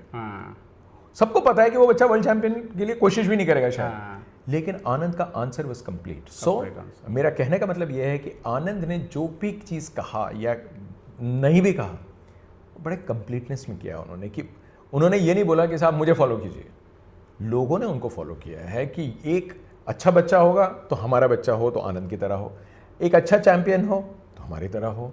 शायद किसी ने ये सोचा होगा कि भाई हमें कोई दामाद मिले तो आनंद जैसा मिल जाए, किसी लेडी ने सोचा होगा भाई हमारा हस्बैंड मिले तो आनंद जैसा मिल जाए। कहने का मतलब ये एक आइडियल एक जो है वो बन गए हैं। और आइडियल तो खैर है ही, एक आइडल भी बन गए हैं। 2 चीज़ें, एक आइडियल ह्यूमन बीइंग जो कि चेस फ्रेटर्निटी से बाहर भी जिन्होंने नाम कमाया, बाकी खिलाड़ी जो हैं वो आनंद से मिलना चाहते हैं, क्रिकेटर्स मिलना चाहते हैं, टेनिस प्लेयर मिलना चाहते हैं। By the way Leander Paes Anand के जूनियर हुआ करते थे लॉयला कॉलेज चेन्नई में। अच्छा। उन्होंने मुझसे पूछा है कि ये आनंद, उन्होंने जो मुझे किस्सा बताया, कहता है मुझे आनंद का जो मेरा पहला वो है मेमोरी है वो है कि ये अपने जो कॉलेज में आते थे तो जो बैग था वो जो स्ट्रॉली बैग होता है छोटा वाला, उसको स्ट्रॉली बोलते हैं। ये कॉलेज स्टूडेंट थे उस टाइम पे लॉयला कॉलेज में, और स्ट्रॉली बैग लेके आते थे, तो सब इसको बोलते थे ये ग्रैंड मास्टर है। ये लिएंडर पेस बोल रहे हैं आनंद के बारे में, लॉला कॉलेज का। तो देखिए तब से ही वॉज ऑर्गेनाइज, ऐसे नहीं कि किताबें हाथ में रख के लाते थे, ट्रॉली बैग में लाया करते थे। तो वो 18 साल का आनंद आज जो उनकी उम्र है, जो रुतबा है, डिप्टी प्रेसिडेंट है फीडे के, एक रोल प्ले कर रहे हैं एडमिनिस्ट्रेशन पे। तो हम इसको खत्म करेंगे। तो विश्वनाथन आनंद 55 साल के होने वाले हैं जी, 55। क्या मैसेज दें, कहना चाहेंगे आप आनंद? मतलब बहुत यंग है अभी, क्योंकि लॉन्जिविटी बहुत है, आनंद को भी कंट्रीब्यूट बहुत करना है, और वैका में जो रोल प्ले कर रहे हैं। हाँ, मैं एक चीज़ मैं चाहूँगा, क्योंकि वो अपना गेम तो स्ट्रेंथन कर रहे हैं, एक मैं चाहूँगा कि आनंद इंडिया के टॉप कोचेस को हैं रेगुलर बेस पे ओरिएंटेशन दें। It is like coaching the coaches. आप उनको चेस सिखाएं या ना सिखाएं, लेकिन एक जनरल ओरिएंटेशन जिसको कहते हैं कि आपको क्या करना है एक प्लेयर के साथ, क्योंकि आनंद बहुत शेयर करते हैं बच्चों के साथ। गुकेश भी बोलते हैं कि, गुकेश से मैं एक बार पूछ रहा था तो गुकेश ने कहा कि जिस तरह हमको उनके घर में हम लोग जाते हैं खेलने के लिए, पहले तो मैं ऐसे ही देखता था कि अच्छा ये विश्वनाथन आनंद है, प्रैक्टिस के लिए बुलाया उन्होंने, सब बच्चों को बुलाया चेन्नई के इधर उधर। तो गुकेश का कहना है कि उनका व्यवहार आनंद का, कहता हम लोगों को बहुत अच्छा लगता था कि हमको कितना अच्छी तरह ट्रीट कर रहे हैं, अरुणा आंटी कैसे ट्रीट करती हैं हमको, तो उस घर में हमको बहुत अच्छा लगता था। तो वो जो अच्छापन जो बाकियों को दिख रहा है, अगर आनंद उसको कोचेस को बताएं, सो दैट वही चीज़ उसी डिग्री में ना सही, थोड़े कम डिग्री में सही, बाकी लोगों तक पहुँचेगी, मेरे ख्याल से वो भी एक बहुत बड़ा कॉन्ट्रीब्यूशन होगा।